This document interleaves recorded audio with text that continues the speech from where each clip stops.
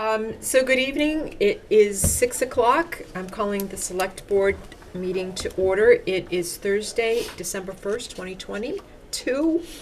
And tonight's agenda is to meet with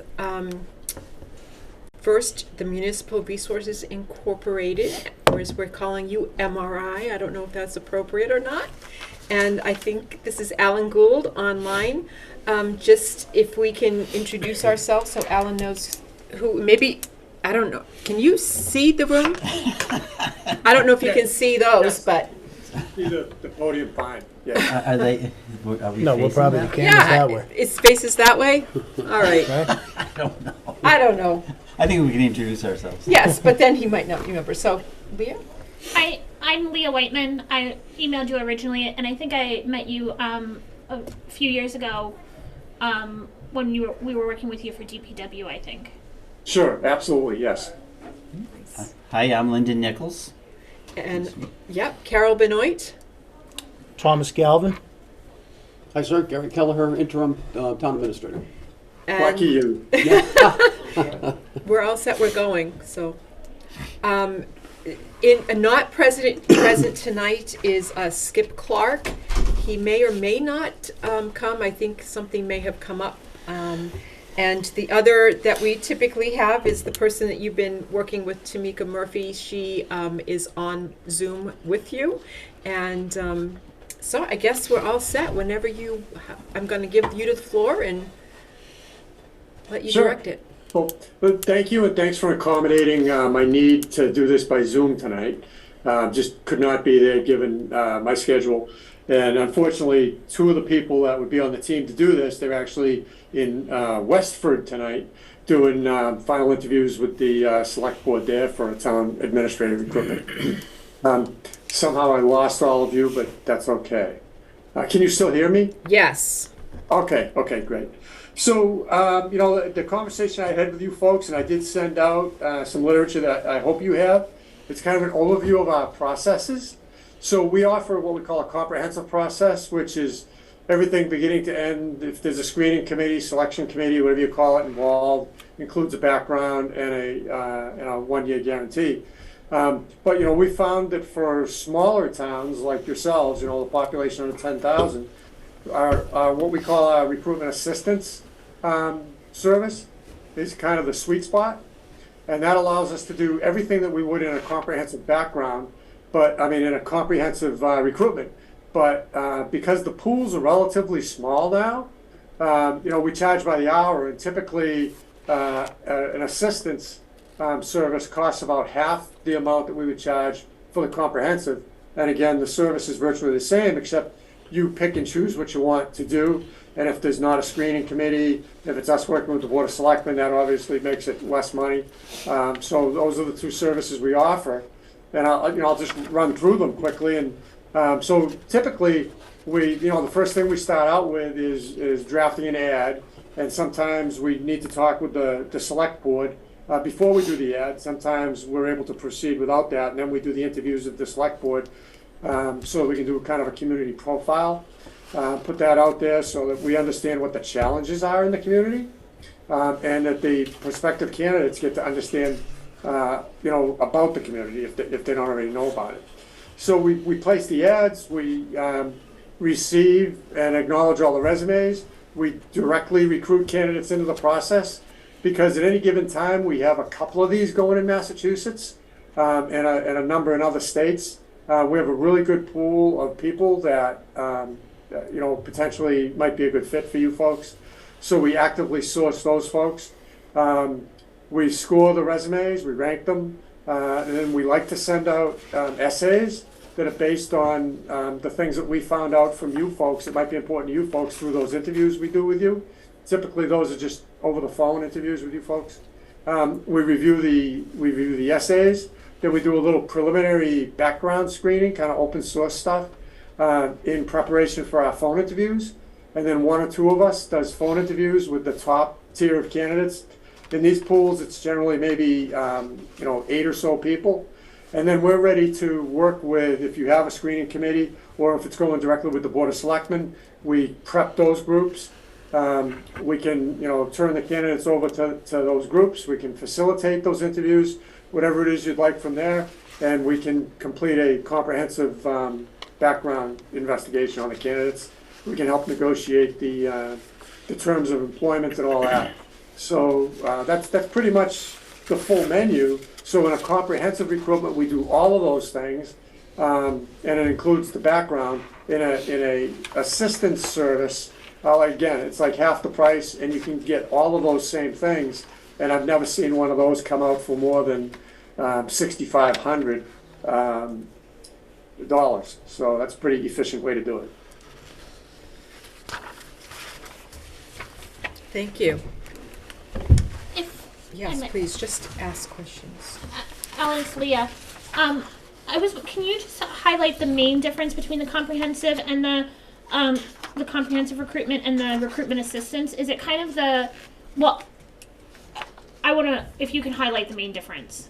Sure. So the main difference is with a comprehensive, we have to know exactly what it is we're working with before we do a contract. Is there a screening committee? What are the steps that you may be taking on the town side?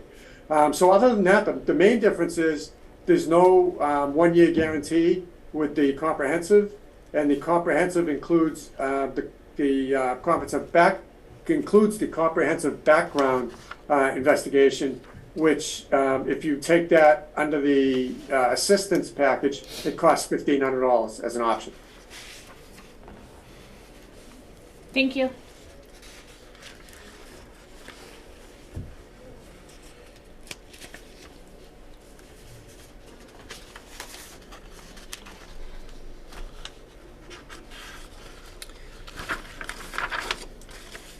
So this is Carol.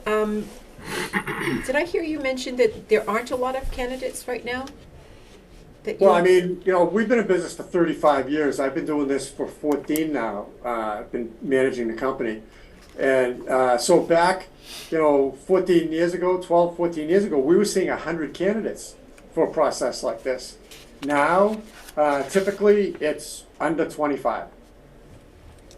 Thank you.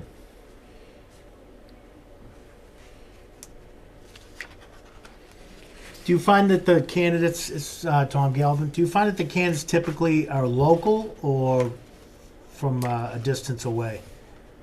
We see both. Honestly, probably the vast majority of candidates that end up in the positions are local. I think it's, particularly being New England, with the forms of government we have, sometimes it's a little harder for people to transition. But that said, we've had some great success with candidates from away, or candidates that we would call non-traditional. They may be transitioning out of the military, but they have great management and leadership skills that are very transferable. So, but typically I would tell you that probably 85 to 90% these are candidates that are within the region. I think part of that has to do also with, real estate costs over the last year or so. Sure. And the background check, I mean, how much of, say, social media plays a part in that? I mean, in regards to a background check, can you just summarize that a little more? Yeah, well, yeah, we definitely do check social media, but, when I say comprehensive, so I'm a retired police chief, and I assign these to other people in our police group, we call it. Mm-hmm. So the backgrounds are all done by people that have spent their career in law enforcement. And there are many clients we have that hire us just to do all their backgrounds for them. So it's comprehensive in that it looks at a complete financial picture, verification of education, of previous employment. We will check a few references that may be provided by the candidate, but we kind of place relatively low value in those. There's much higher value in what we call developed references, and those are people that we know will know the candidate because of, they might be the fire chief or the police chief, or members of the board of selectmen that were not listed by the candidate, because we want to present a really full picture. So we do it's comprehensive. Typically our written narrative report runs to 12, 15 pages, but the package that you get with all our supporting material often runs up to about 100 pages. If it's Leah, if I may circle back a little bit to the difference between the two options. If I'm understanding and reading your narrative kind of correctly, with the comprehensive package, you, MRI, would work with the select board, the town, to kind of develop what the needs of the position, wants and needs of the position are a little bit more in depth, with guidance, with not, I don't want to say guidance from MRI, but with support from MRI, where the recruitment assistance package, we as a town kind of do that internally and communicate that to you and then get started from there. Is that? No, No? not really. Okay. So our engagement with the board would be the same in either, unless somebody, sometimes, we're dealing with a client that says, as a board, we've already gotten together and here's what we've developed. So can you use this? And in that case, they're not paying for us, they're not paying any hours for us to develop that material. But we like to do at least phone interviews with each member of the Board of Selectmen individually, so we can understand exactly what it is you want, so that helps us screen candidates. That's how we learn what the difference is between, Rutland and Hubbardston and Berlin and Westford. Because not all towns are very different, so we need to understand that, because it makes, because we screen people differently based on what your needs are. That's helpful. Thank you.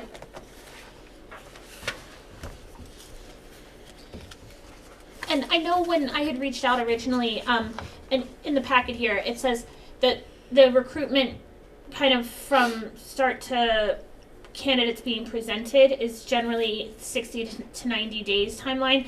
Is that kind of still what you're seeing, or is that fluctuating a little bit more? No, unless we would have to re-advertise. If we had a really poor candidate pool, we would be the first ones to tell you that, and we might suggest re-advertising. But typically, we run the ad for 30 days. It takes us about 30 days from the time the deadline for the ad closes.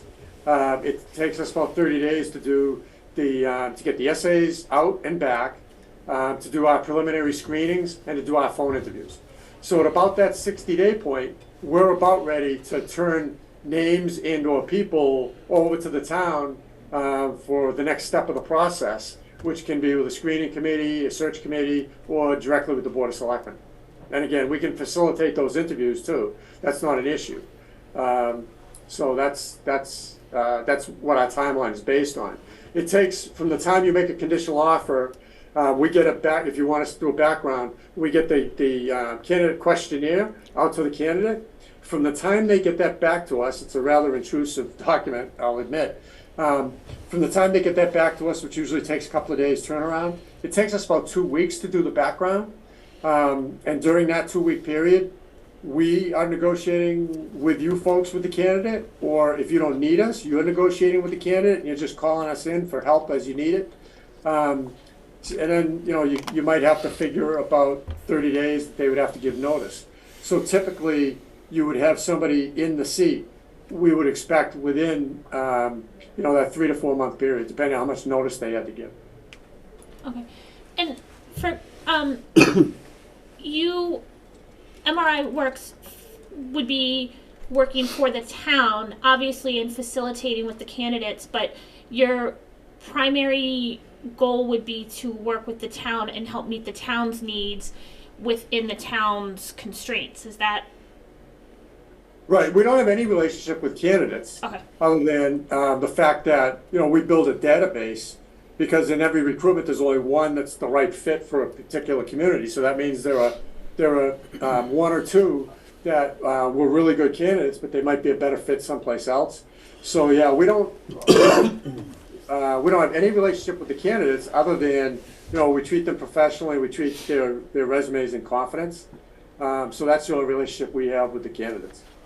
And I guess my follow-up to that is, you then are also able to offer guidance to us as a town as to, your your salary range is too low, your compensation is too low. If this is what you want, this is a number you should be looking at, and that kind of, that side of guidance also. Absolutely. We do a lot of wage and classification studies, so we have a lot of data on what the pay scales might be, the salary ranges. My recommendation is always to post in the ad language that says salary range 2, and then put in the top number that you could possibly afford, and then semicolon, starting salary commensurate with qualifications. So that means, having the high end of the range posted is, an incentive for people to apply. You can have people that are very well qualified, very experienced, and the top of your range may be higher than the top of the range that they're in now. So they could come over for the same money they're at, but they understand that they have growth ahead of them. So we think it's important for them to know that. Or you could get, a candidate that is just the perfect candidate for you if you want to start up near the higher end. So, that's our recommendation, and we will help you do that before we post the ad, because you've really only got one chance to get the ad right. And then when it comes down to negotiations at the end, even if a town is doing it themselves, if they start to reach kind of an impasse, we very often get involved. And I think, I can only think in 14 years, I've probably done several hundred recruitments. I can only think of 2 where we weren't able to make it work in the end. Thank you for that.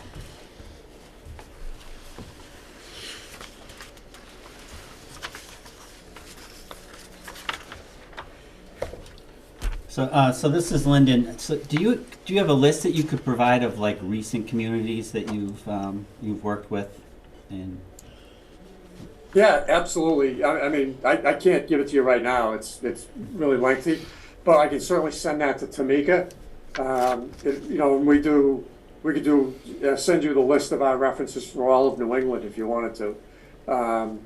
But we've worked with some really high-end communities. We've worked with some really small, kind of challenged communities, and because we do it all over New England, we have a pretty long reach. Actually, we've done work from Georgia to the Canadian border, and as far west as Ohio. okay, thank you.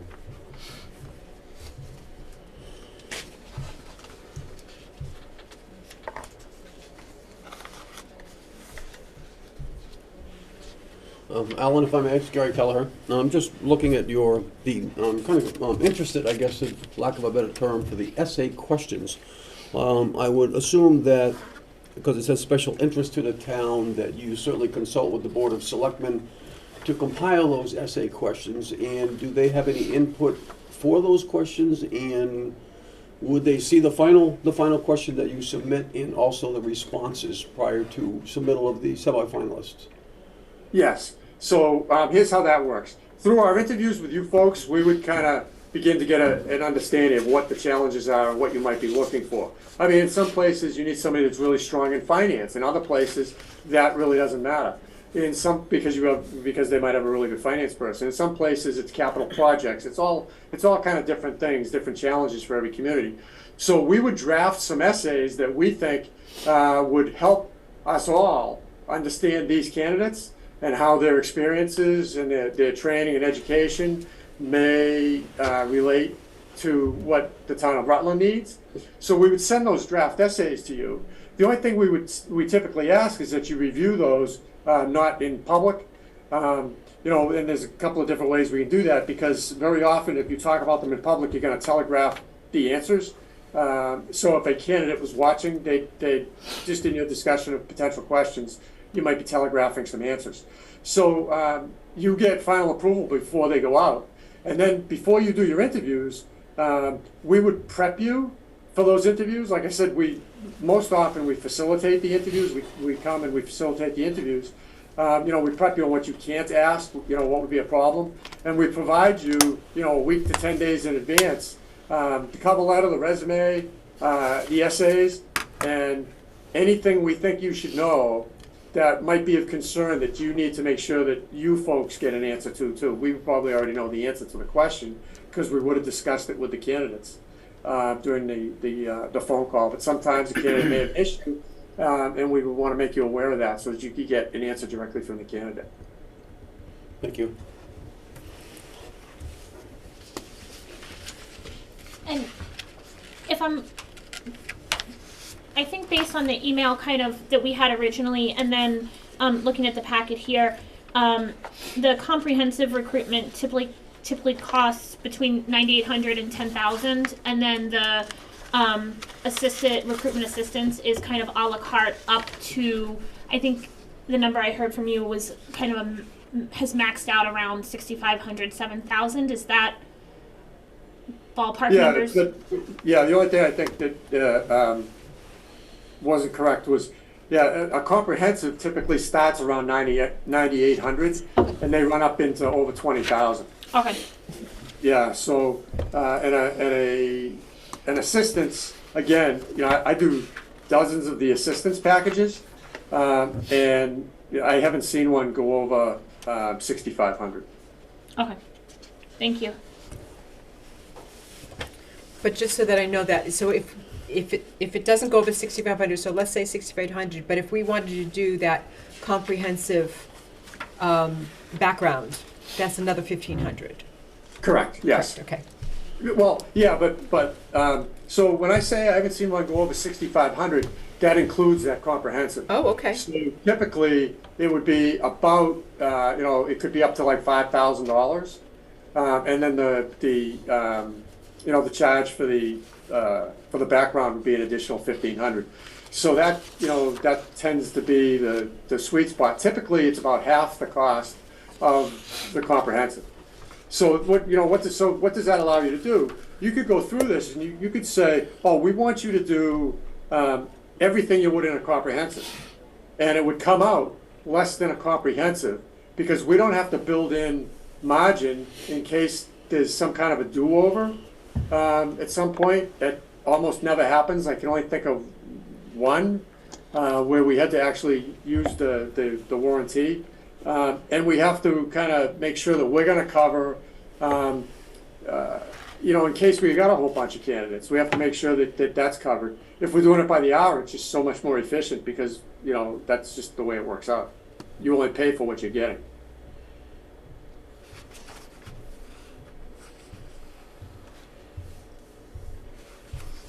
Has anybody ever midstream decided, the a la carte, the assistance package isn't working for the town and say, can you? No, because it's virtually the same service. So if you were going through on the a la carte, as you called it, you could say, we want you to do everything that's on this list. And, you would come out probably about half the cost of a comprehensive.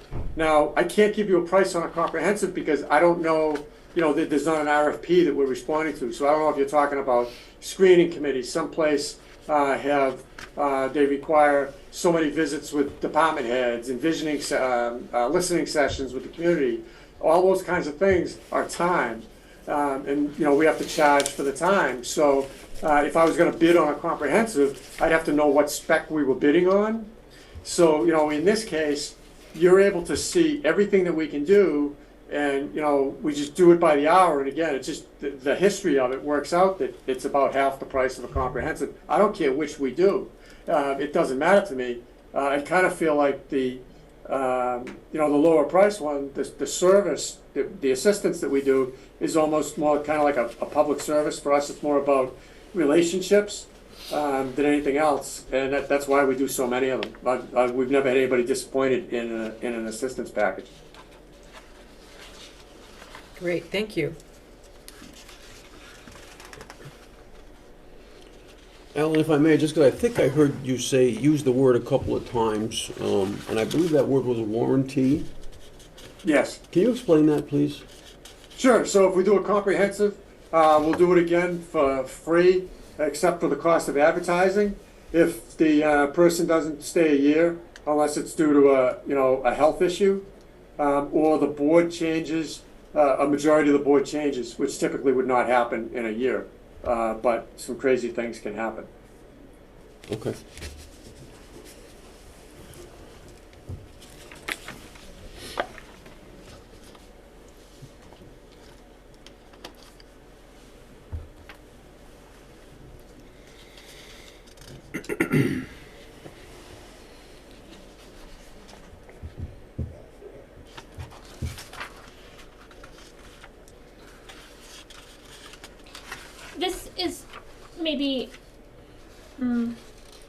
less of a specific question for the search itself, but in your recent experience, how long have you seen TAs lasting in a single position? I know at one point that it was kind of like it had been a longer term job, and then it seemed like more recently it's kind of been a lot more turnover for a host of reasons, I assume. But can you touch base on your experience on that kind of?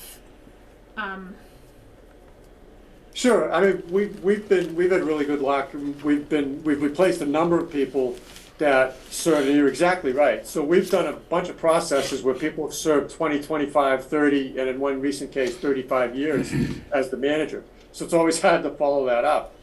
To me personally, I feel like I kind of failed if a person doesn't stay for, at least 3 years.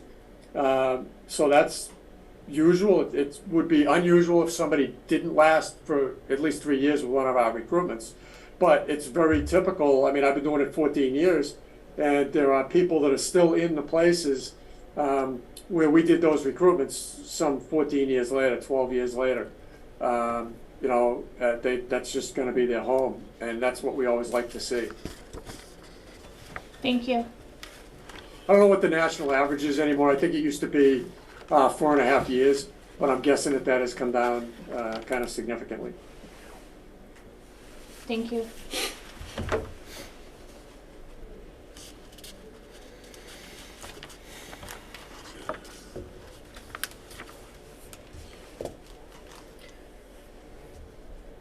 So what we'll be discussing this tonight. We'll be making a decision soon, but what is your timeline to start? Is that pretty much immediate, or? Yes, we're just finishing up one in Mass that particular team is on. So yeah, I mean, typically we can get an ad posted if we get the information that we need for the ad, which is like, we like to know number of employees in the town. We like to have the town's operating budget, a few other, and the salary. So once we have that, we can get the ad posted. I mean, we've posted ads within 5 days of being awarded a contract. So that's not a big issue. Sometimes the board would like to kind of meet with us. And again, if we do an assistance package, it's always going to be more efficient to do that remotely like we are tonight. And to kind of talk through the whole salary thing. You probably have a job description. If you don't, we can help with that because we have plenty. And the job description is something we like to post on our webpage, because what we do is we develop what we call a relatively short ad, because in many of these advertising venues you pay by the word.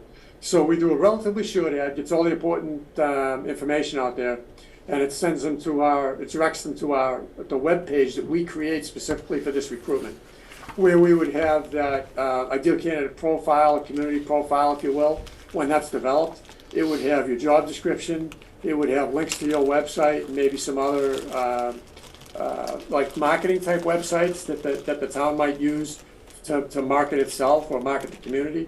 So that what we like to do is, your candidate has interest, they say, the ad kind of plants that seed, then they go to the web page, they look at it, they can see information that they need to make a decision whether they're in or they're out, and then we would expect to get a cover letter and a resume. Given the time of year, so we're at December 1st, would it behoove us to wait until January 1, or would it be something that we should be working on? I would suspect that we would do all of our pre-work, but I'm wondering if an ad should go out in the next 2 weeks, or if it should wait until January 1 is. If it were me, I don't think I'd wait till January 1. I think if we took a couple of weeks to do that preliminary work, get the ad just the way we want it, do a profile, and challenge statement, and then we ran it mid-December. Sure, you're going to lose some people maybe that won't see it over the holidays, but this, if it runs for 30 days, you're going to have it's going to run at least a couple of weeks after the holiday as well. Right. And the other thing is, there are a lot of people that they take vacation time over the holidays. They're home with family. And if you're used to working like we would expect most town managers and most town administrators to do, they kind of get the itch if they're sitting home. So they may, at that point, if they have any interest in changing their jobs, that may be a really good time that they might be out kind of taking a look at what's out there on the internet. So it's kind of a double-edged sword, but if you went in, say, 2 to 3 weeks, you'd be able to capture, both kinds of people, the people that are just not gonna be looking for any ads, not even thinking about it during the holiday, but you're also gonna capture those people that this might be the ideal time, that they have some downtime and they're spending some time trolling. Okay, thank you. You're welcome. Carol, I know that we had mentioned that if there were any questions, that people would have to submit them ahead of time. Do we know if there was anything that was? Nobody did submit any. We had asked the community when we posted this to submit any questions the community might have ahead of time, and that was the question. We don't have any from the community. Okay.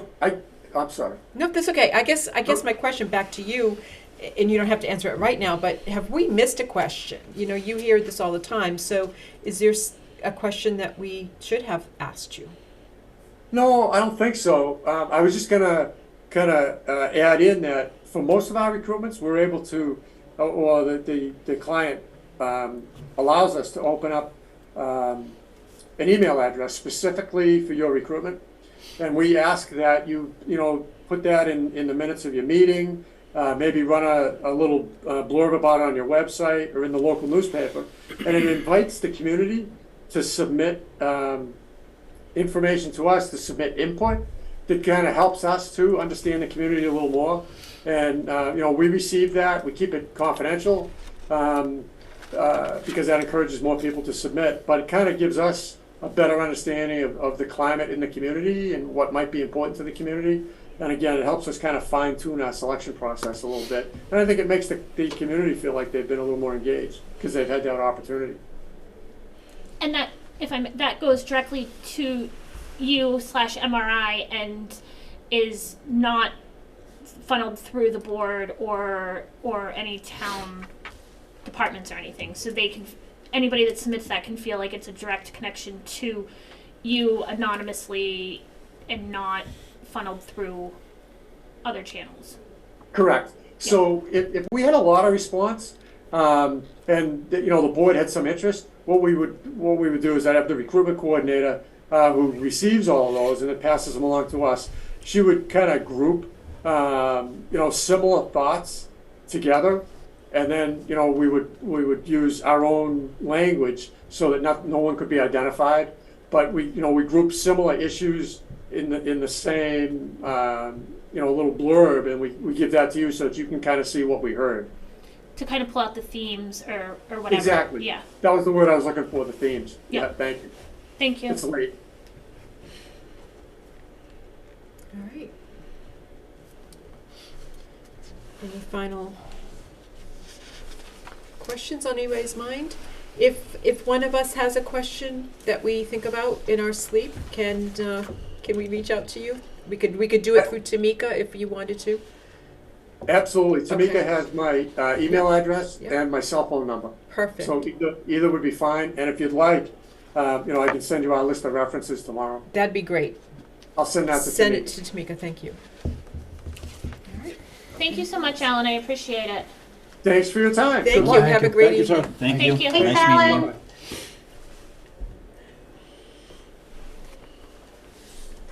Alrighty.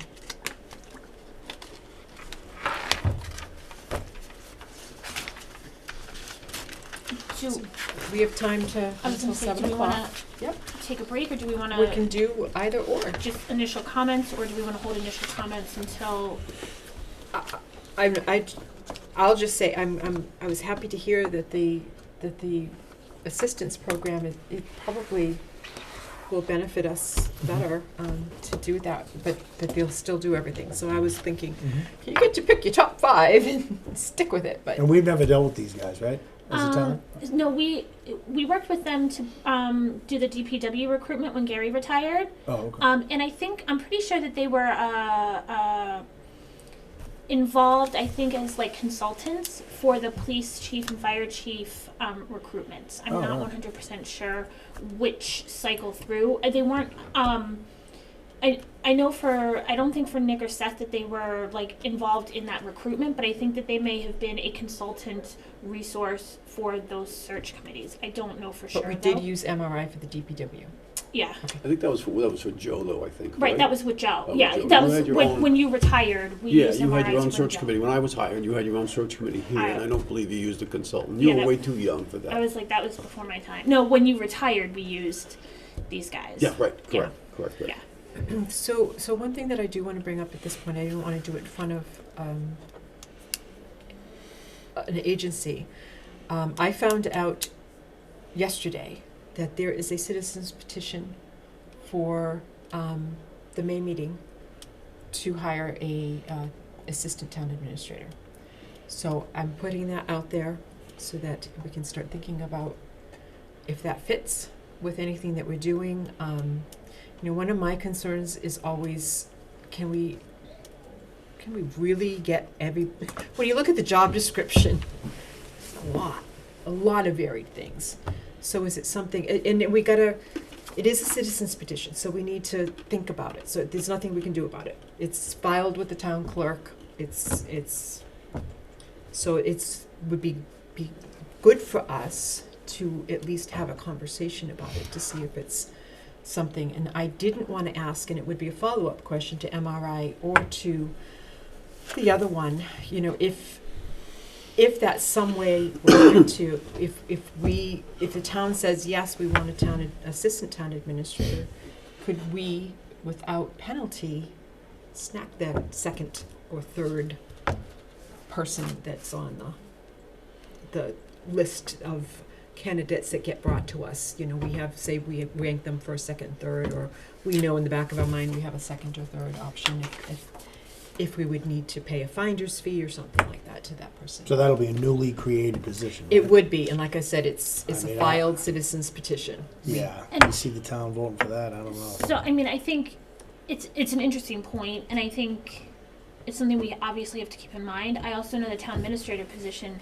had been created for years before it was actually funded. So we can, even if the town votes to create it, it doesn't necessarily Right. mean that it's funded. And I think it's an interesting point because in my mind, I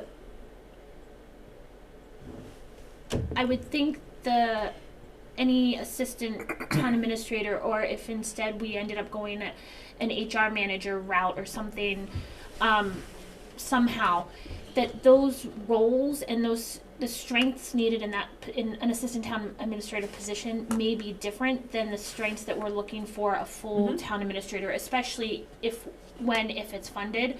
So it's not a bad idea to consider that we might have a second or third choice that we would be happy to bring in, but also would it be too much strength in one area where we would want to And they diversify might not those want to strengths? come on Right. as we could be looking at somebody that had a little less experience, that Right.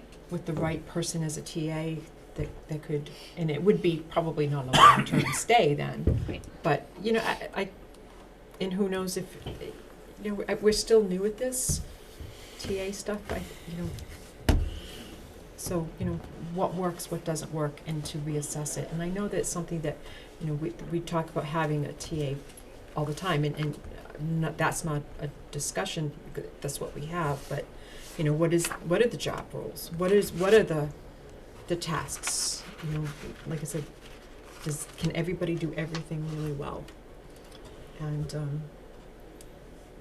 I don't know if we're gonna ever find that person, but we may. They just created everything. They're Mary Poppins of the TA. I was almost Mary Poppins with my umbrella yesterday, getting carried away in the wind.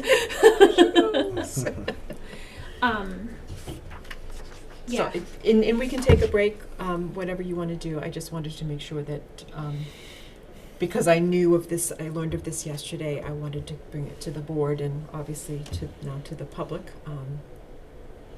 so that the heat. It's not usually so quiet in this room. Because we're probably still on camera.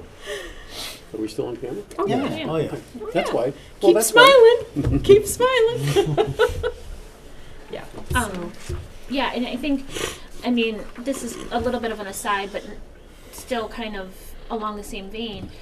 With master plan, we had a master plan steering committee meeting last night, and as that is getting wrapped up, it's interesting because the town is growing and continuing to grow, and at some point, is there, like, you know, it goes back to my conversation about we need to have a very hard and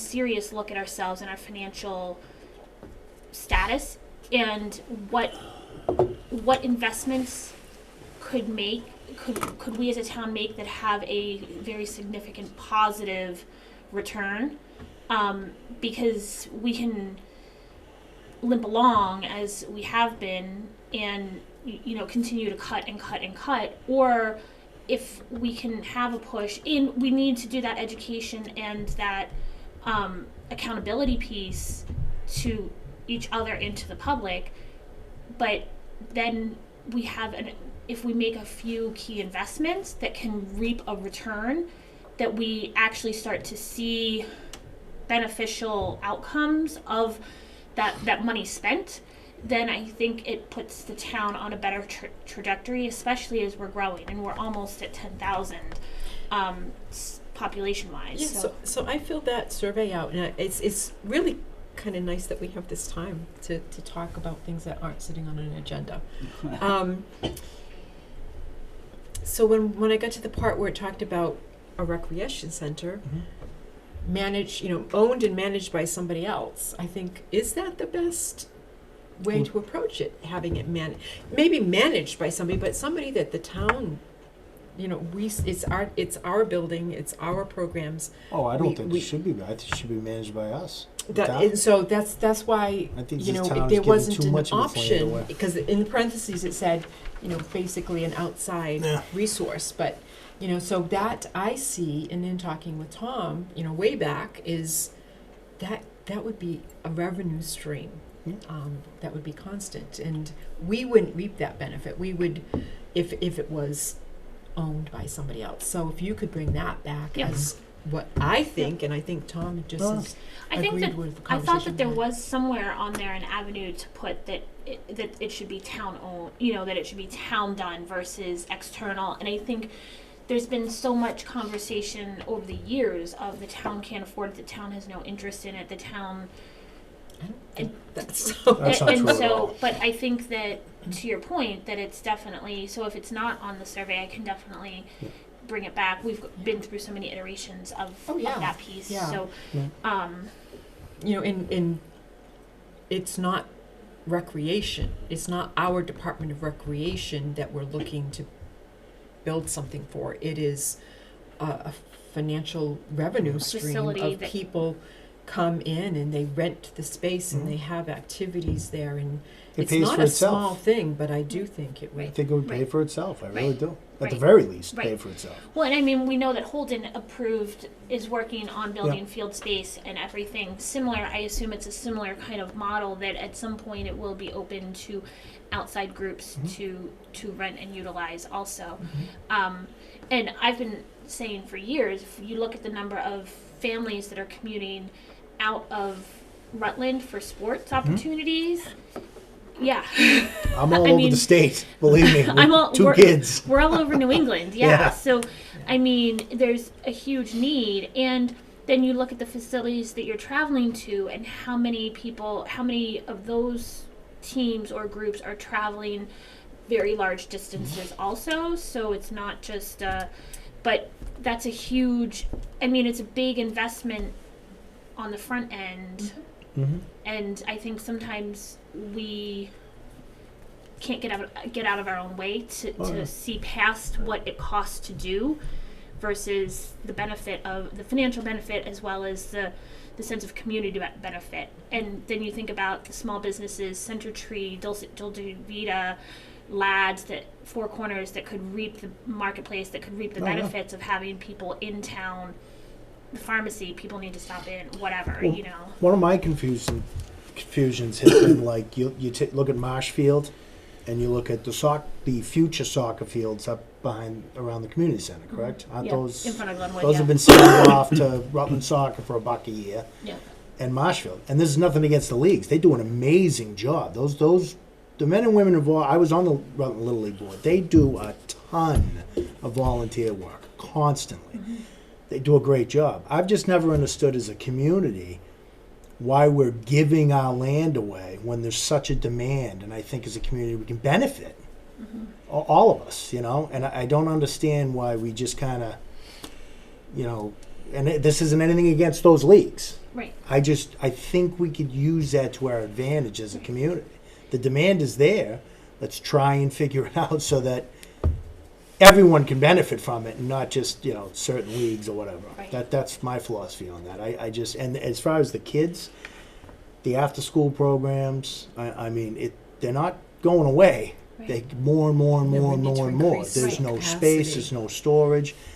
Again, I think if we could make it, you know, if we could work something out and make it, and I know it's easier said than done. I mean, you know far more than I do about the finances and getting this stuff done, but that's my confused. I don't understand over the years how we just give this land away, and it makes no sense to me.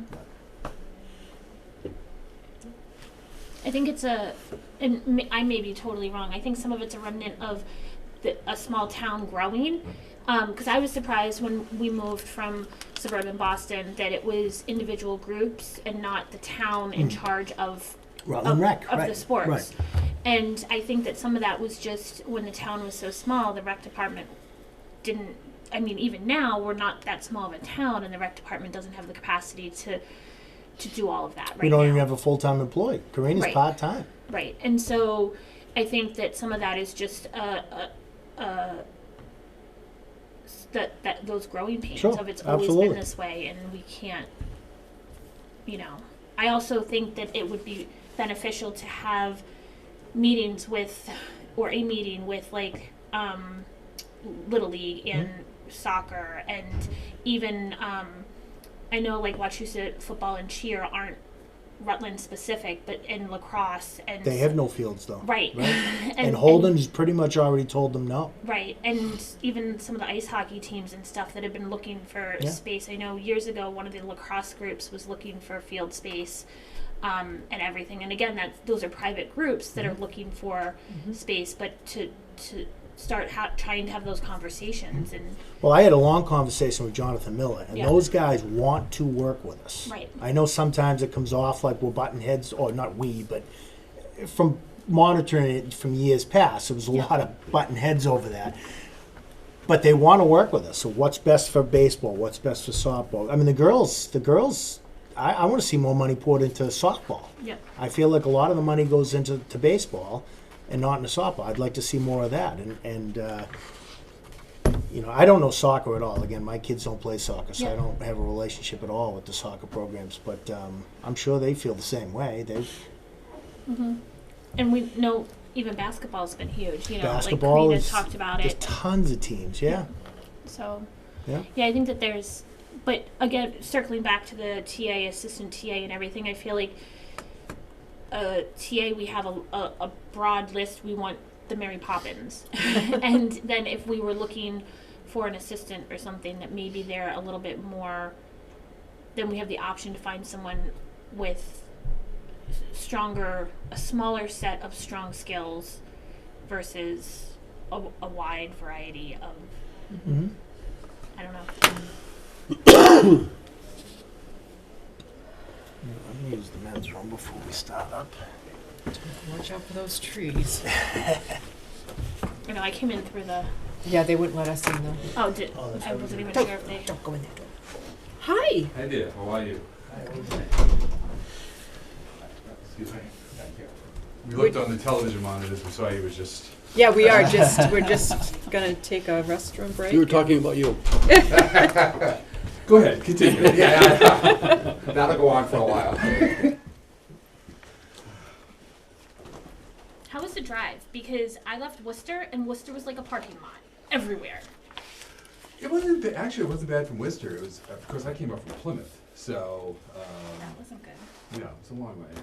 But it was great to get back to Rutland, so it's... I just came from Taunton, and I didn't have any Actually, it problems. wasn't too bad coming across too, and so I didn't Okay. cut through Worcester, so I came down 190. And, Yeah. I work at the med school, and it was like just traffic everywhere, and I was like, Oh, 290 okay. was a parking lot, Yeah. Plantation Street was a parking lot. I was in Concord Center and getting out of Concord Center and past the rotary. Once I got past there, it kinda, Yeah. it rolled through, but it was a while getting out of Concord. Yeah. But that's always the case. That's, I mean, yeah, if you know Concord, you know. I grew up in Acton, and I. Okay, yeah. So I would not drive through. And that. that was, I think I left Concord at 5 o'clock, so that was, the worst time of day, between that and 7:30 in the morning. Yeah. Yep, got to be on the road at 5:30 to get Boston. And I'm not the only one. I know. You should see the people on my small little quiet little road in the morning at 5:30. It's like, The worst is the sun, driving into it, going out, driving into it, coming home. Couldn't do that. You can't even see through the center of town coming home from the sun. does anybody have an objection? I don't know if anybody, nobody's online, so I don't think that we're going to be bothering anybody's schedule if we just move right in. Okay. Okay. All right, so I'd like us to introduce ourselves and then introduce you. Start with you. I'm Leah Whiteman. I think we worked together to bring Mike Nicholson Yep. a few years ago. So, and I think I reached out just to see if you were still doing searches and had capacity to take on another town. So, Sure. thank you for coming. Good. Nice to see you again. Good to see you. I'm Lyndon Nichols. Carol Benoit. Tom Galvin. Gary Kelleher, interim town administrator. Okay, great. Good to see you. The person they're trying to get rid of. Yeah, yeah. And you're gleefully agreeing to that, right? You see the smile? Most Yeah. days. Good to see you. Well, I guess I'll introduce myself and then I'll have John introduce himself. My name is Bernie Lynch with Community Paradigm. And yes, we were here a few years back and involved with the search that brought Mike Nicholson here. And we're still doing this. In fact, and I'm going to give you some people in a few minutes that will sort of illustrate this. I forget how many searches had done at that point in time, but we have done a lot more since then. My background's in municipal government. I was a town manager and a city manager for a little over 30 years total. Town manager of Chelmsford for 20, and city manager of the city of Lowell for almost 8. In 2014, I decided that I wanted to do something a little bit different, having spent the time in Lowell that I did. And I started Community Paradigm with the thought being that it would allow me to stay involved with municipal government, providing services to cities and towns that wanted to do some public management studies. Maybe they needed a little bit of help finding people to fill positions, so I do a little recruiting. I'd been teaching at UMass Lowell for 30 years in the political science department, and I got a call from Suffolk University asking me to participate in their graduate program there. So I thought, well, that's plenty to keep me busy and enjoy life a little bit. And Community Paradigm has really taken off. We're now the most active recruitment firm in the Commonwealth of Massachusetts. We're in the process now, I believe, of completing our 90th town manager, town administrator search since December of 2015. And we have another 20 or 30 plus positions that we've done in other areas, public works, finance, planning, and we work with some state agencies doing some recruiting, some regional planning agencies, regional transit agencies. So we've been very busy doing all of that, as well as doing some public management, and I'm still working with Suffolk University. And we've grown. We've brought on additional people who come from similar backgrounds in municipal government. So that's who we are, that's who I am. We're thrilled since we were here last that John left his position and retired and decided to, like me, to keep his hand in municipal government. We're sort of just junkies that can't get away from it. So I'll let John talk about himself. Sure. Thank you, Bernie. So John Petrin, I was 40 years in municipal government here in Massachusetts. I retired in 2019 as the town administrator in Burlington, but I spent a little bit of time in Worcester County too. So I was in the town of Harvard for 13 years as the town administrator, and I was there for the whole Devens process. So I was there in 1988. I was the first town administrator in Harvard that was appointed there, and in 1991, the announced closure of Devens was issued in 1991, and it officially closed in 1995. But I was there during the whole planning process. I was town administrator in Harvard from 1988 to 2001. In between, I also served as the assistant superintendent of schools for the city of Marlborough for several years, and town of Ashland, and then retired out of the town of Burlington. So 40 years. I grew up in Bellingham. I live in Bolton, so not that far away from here, so kind of in Worcester County, so still familiar with this area. Been active in this area recently. I headed up the search with town of West Boylston and Sterling in this area in the last year, so I was part of the, with Bernie, as those searches in those communities. I'm also involved with Suffolk University, so I'm the coordinator of the program now, so the Mass Municipal Association Suffolk program. So I coordinate that program and also teach within the program with Bernie in that program. So we get to see a lot of people, so we get to see a lot of the folks who are looking to create a career in municipal government going forward. I've been active over the years. I'm a former president of the Mass Municipal Association back in 2000, and also president of the Managers Association. I was involved, I was 20 years on the Police Accreditation Commission in the state. I was an original commissioner back in 1996 when police accreditation was formed. And I also was a member of the Joint Labor Management Committee. So been involved, my 40 years in the state, and now involved with searches, but still stay active with, the folks in the business. So one of the things we like to say is we actually recruit. We make phone calls. So we'll make sure, we're talking to people. We kind of know the folks. So I was involved with West Boylston and Sterling. I kind of knew the folks who were interested, at that point, and worked up getting the finalists in those two communities.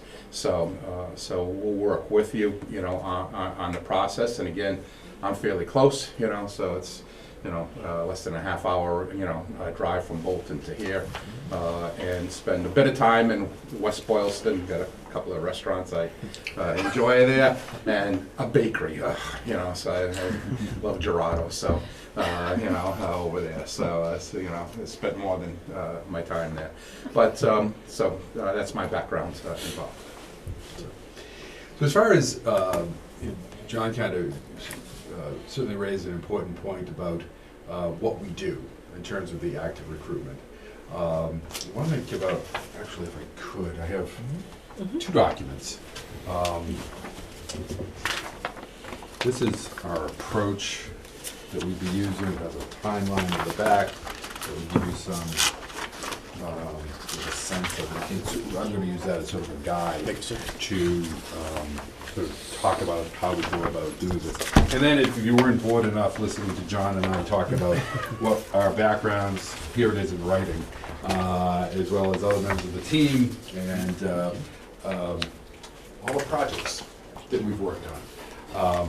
Currently, I mentioned that we've done 90 searches. We're on 90th search now. We're wrapping up a few different searches right now. We're working on Foxborough, Arlington, Belchertown, Sudbury just got finished. Winchester, John's working on now. Those will all be closing out in the next month, which gives us, really that we're going to be working on Belchertown soon, but and that's not too far from here, so it kind of gives us a sense of sort of the marketplace out in this area. As John said, we're both involved with the Suffolk program. John's coordinating it now. So we see all these sort of young people that want to become managers. So we have a good handle on that. We have a great database of people. We have connections to all the managers in the state, the assistant managers. Beyond that, we have a database of another few hundred people that we've worked with through the years, or that contact us. I had a gentleman just recently contact me, and I know John gets these as well, but he just contacted me last week in this area, who said, I want to be a manager. He said he comes from a law enforcement background, but he said, I want to be a manager, and I've decided to head that route.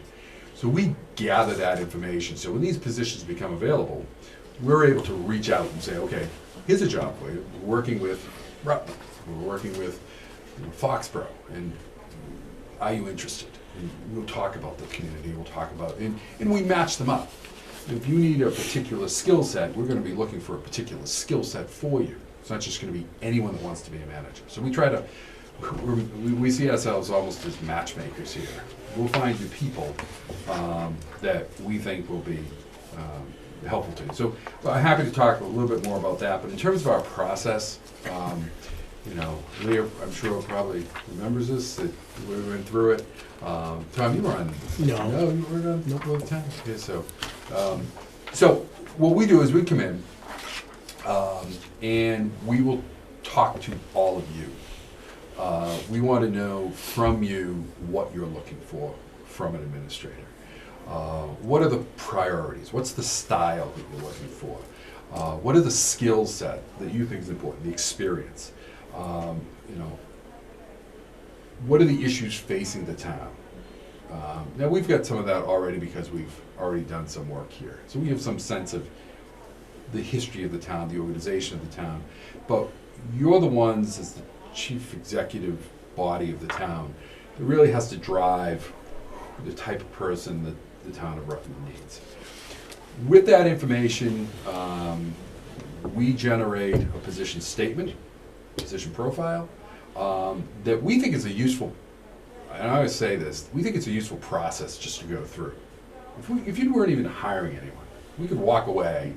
It's a good process for you to go through, to really step back and think. You've had a couple of administrators over the past few years. What's worked? What hasn't worked? What do you need now? What are the issues you're facing now? So that we can then, you can think about what you need and what you want. So it's a good process. We use it as a way to promote the position, to market the position to the pool of potential candidates that are out there. If you go to our webpage, and I probably should have brought one with me tonight, I apologize, but if you go to our webpage, you can see an example of one of our profiles. It's a 4-page, lots of hyperlinks that help people understand what Rutland's all about. And so we distribute that to people.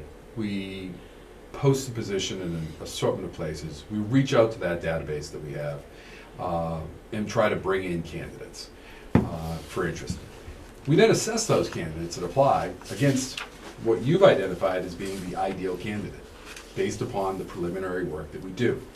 We think that's important. This isn't just a matter of taking an ad and putting it in the paper and saying, as John said, we do real recruiting. We're not just going to take an ad and say, okay, let's see who applies.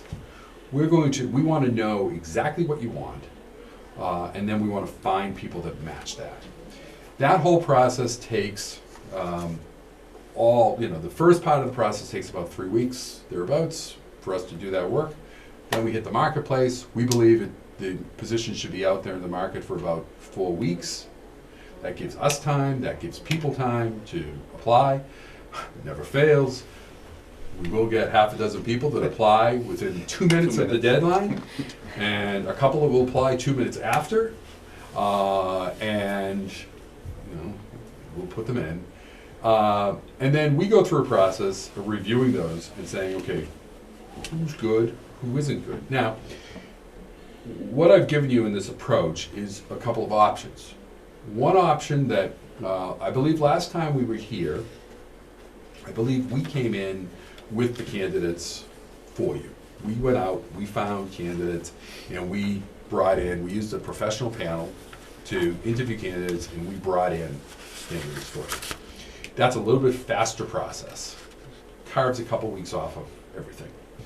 The other option is a screening committee, and we've worked with screening committees in many communities, that we then would sit down with, we go through the resumes and let them determine who's going to be interviewed. We would provide guidance. There's candidates, probably no shock, there are candidates with backstories that we know about because we're in the business, that we will caution screening committees or boards to stay away from because of issues that are out there. We just don't think they'd necessarily be a good fit. So those are your two sort of, once we get the resumes in, we can screen them down to identify 3 or 4 to bring to you, or we can work with the screening committee to go through the process of narrowing it down to those 3 or 4 to bring to you.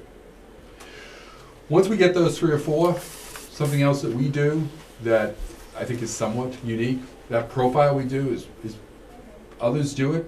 I think we do a more robust job with it, probably to our detriment of sorts, because there's a lot of work that goes into it. But the other thing we do differently is when we get to the finalists, we do the I-queries to make sure that there's no criminal history. We check their education. We check their employment. For the most part, we never find problems, but occasionally we've found people that don't have the degrees they claim they have, or who have not put positions on their resumes that they should have put on. That one comes to mind. Never found anyone with a criminal problem, I'm happy to say. But then we talk to the references. Because we know we've already done sort of a vetting, we're not too worried about many of this. But what we do when we talk to the references is we gather information from them about the candidates that reveal information about their style, about their accomplishments, the types of projects that they've been good at, that people talk about. We think that that's useful to you as you're reviewing the candidates, that you might be able to talk to them about. So if there's a particular capital project they've done, maybe they've instituted a capital plan that is particularly interesting, or they've dealt with a financial issue that other people have highlighted as being important. We try to get that information into that reference report for you so that you can understand who these candidates are. And then we bring the candidates to you with that information, we bring them in, we help you interview them, and we help you assess their strengths and weaknesses, and make the selection. Simple process, I guess, but there's obviously time that goes into it.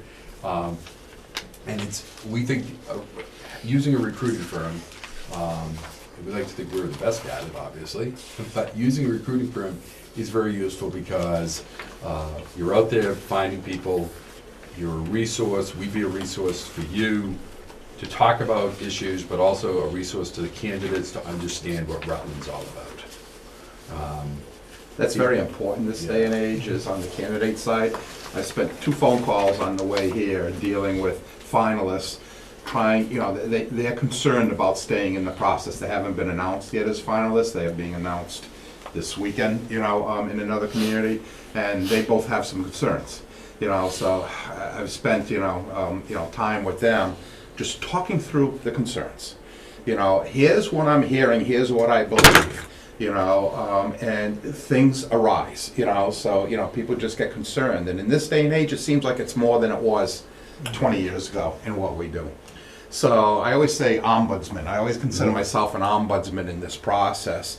I'm working for you, but I'm also trying to make sure the candidates are understanding, everything that's on the table going forward.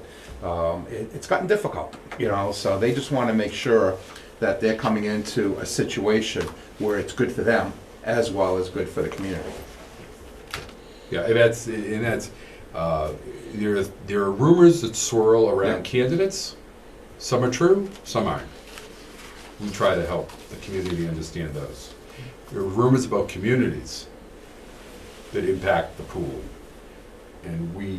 That's what I was doing today, rumors around the community. Right. You know, And just try to- making we sure, try to allay making it. sure everybody are understanding, you know, what's going on. Because candidates can't call you and ask Right. you questions about the community, because they're going to assume that it might jeopardize their candidacy, or they may not get the complete picture, whereas Mhm. we can talk people through these issues. As the candidate said to me tonight, I know you've been through this. Right. So I can, you know, so when you're talking to me, I know you understand it from my perspective, you know, and so that, you know, that's part of the discussion, you know, we have, so. That's it. I think that's. You have anything else? No, I think one thing is the other team member just talked about Sharon a little bit. Right. So we have another person who works, you know, more behind the scenes for us. Right. Sharon Flaherty, you'll see the paperwork. But what she does is bring a different perspective to the table. So when she's talking, she's a former reporter, editor, you know, for a major newspaper, you know, in the state, and a PR person. And so she does a lot of the written documents that we put together. So you don't want me writing a document and you know, getting it out there without a review, let me tell you, right? You know, so she brings that, you know, that aspect. So we have that person, you know, in our team. And then like when we do reference checks, you know, there are certain people, she's so good at, you know, being a former reporter and everything. She knows how to just talk to people to get the background on these things. So she's the other team member, you know, that, you may not, you know, see, but that is part of our process going through. You would talk to her, because she's Right. the one that will interview you and get you to reveal everything you might want or not not want want to. to say. Yeah. But it's helpful to put that profile together. And then, as John said, it's funny, I explain this to people sometimes, that when you're interviewing the candidates, or when we're interviewing the candidates, we put them through a 45-minute, hour-long interview. You'll do the same. So, but when we do the reference checks, we will spend, Yeah. we'll talk to 4 people for each candidate, or 5 people, something like that. We'll spend probably close to an hour with each one of the references, talking about the candidates. We spend more time talking to the people about the candidates than we do talking to the candidates, in many cases. From your experience, what would be the appeal to come into a town like Rutland? Well, it's probably, I will say that in John. And by a town like Rutland, I mean the size. Yeah, the yeah, rural, yeah. you know, And this is where you get to see John and I probably not probably disagree. Maybe we'll disagree, but I think we'll probably be on the same page as this. You know, Rutland's not going to be a community that. I think the reality is Rutland is not going to be a community that someone's probably going to end their career. Mm-hmm. Rutland's going to be a place that someone can come in, relatively new, maybe a little bit smaller town somewhere, maybe out west, maybe an assistant. It's funny, as I was driving up here, my mind was wandering in those areas of, you know, who might be a good one for Rutland? There are some assistants nearby. Mm-hmm. There are some that we've interviewed at various locations that might be looking for that break to be the town administrator, that would give you 6 years, 5 or 6 years, a couple contracts, to come in, establish themselves, really it would be their show of running a community for the first time. And when I say running, obviously, it's a partnership with the board and the administrator. Yeah, I agree. I agree. It depends on the person. Right. Now, I spent 13 years in Harvard, you know, 5,000 people. But what kept me going Different- was, you know, Devon's was... Different financially. What's that? Well, financially, it's different financially, but on the other hand, I had to do overrides every year. Yeah. So it was because they wanted a top level school. It's a little bit different, but it was that every year. So 13 years of doing that also left a different type of impact on what was going on. But you find in these communities sometimes you just want a person who's from the area. They just want to be in that community. Right. Be in this type of position. Town of Sterling, we just hired, with the search they hired, a young man who had been a school teacher for 7 years. He went and got his doctorates in political science, in public administration actually, and he just got his doctorates degree. And there's few managers out there with a doctorate's degree. And he did that, and he lives in Athol. And he wanted to stay in the area, and so he had been working in Beckett, prior to, which was a heck of a haul, getting out to Beckett from there, and so. Never even heard of it. Yeah, it's past UMass, Amherst, and It's next to Lee. yeah. It's way out there. We did the search that brought him there. And so then he wanted to come back to the area. I could see him actually staying in Sterling for a little bit because he's tied to the area. I know of a couple of people in this area, that have been looking, and sometimes that's what you get. So, but for the most part, I think you're looking at someone who's looking to cut their teeth, in the business, and we always talk about 5 years. If you can keep a person who's, I always say to select boards, would you rather have a person who's, really good at what they do for 5 years, or someone marginal for 10 years? If you have that opportunity to get someone to make an impact for that period of time, do so. Yeah, and it's interesting, and we could wax philosophical here all night, but I made it sound like you get them for 5 and then they'll move on to something bigger. But John makes a good point.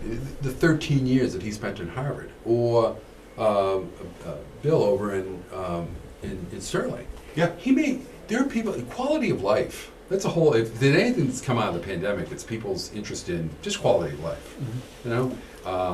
The person in Harvard now, Tim. Yeah. He lives in Lowell. He could have taken many jobs. I bust him now because he broke my 13-year record. He's 15 years now. He's going to retire out of there. But he came out of Sterling actually to take the Harvard job 15 years ago. He's still there because he's enjoying it. So if you find that person, that is enjoying the opportunity. Because he could have applied for so many other opportunities because he's had the experience in 2 communities like that. So you get people like that, and it's hard to tell where any person's going to end up, as they go forward. So yeah, and it's it's certainly a beautiful area here, the Rutland area. You're close enough to Worcester. You're not too far from Boston. You've got some great natural amenities to the west that people could easily come live here and make a career here as well. But you might also just get the person that says, okay, I want to do 5 years here, and then I want to move to a little bit larger community. Become mayor of Gardner.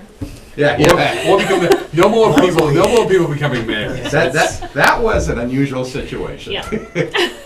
And I blame myself because I was involved with moving the mayor into a town administrator position. So, but sorry, I didn't realize the domino effect that would have.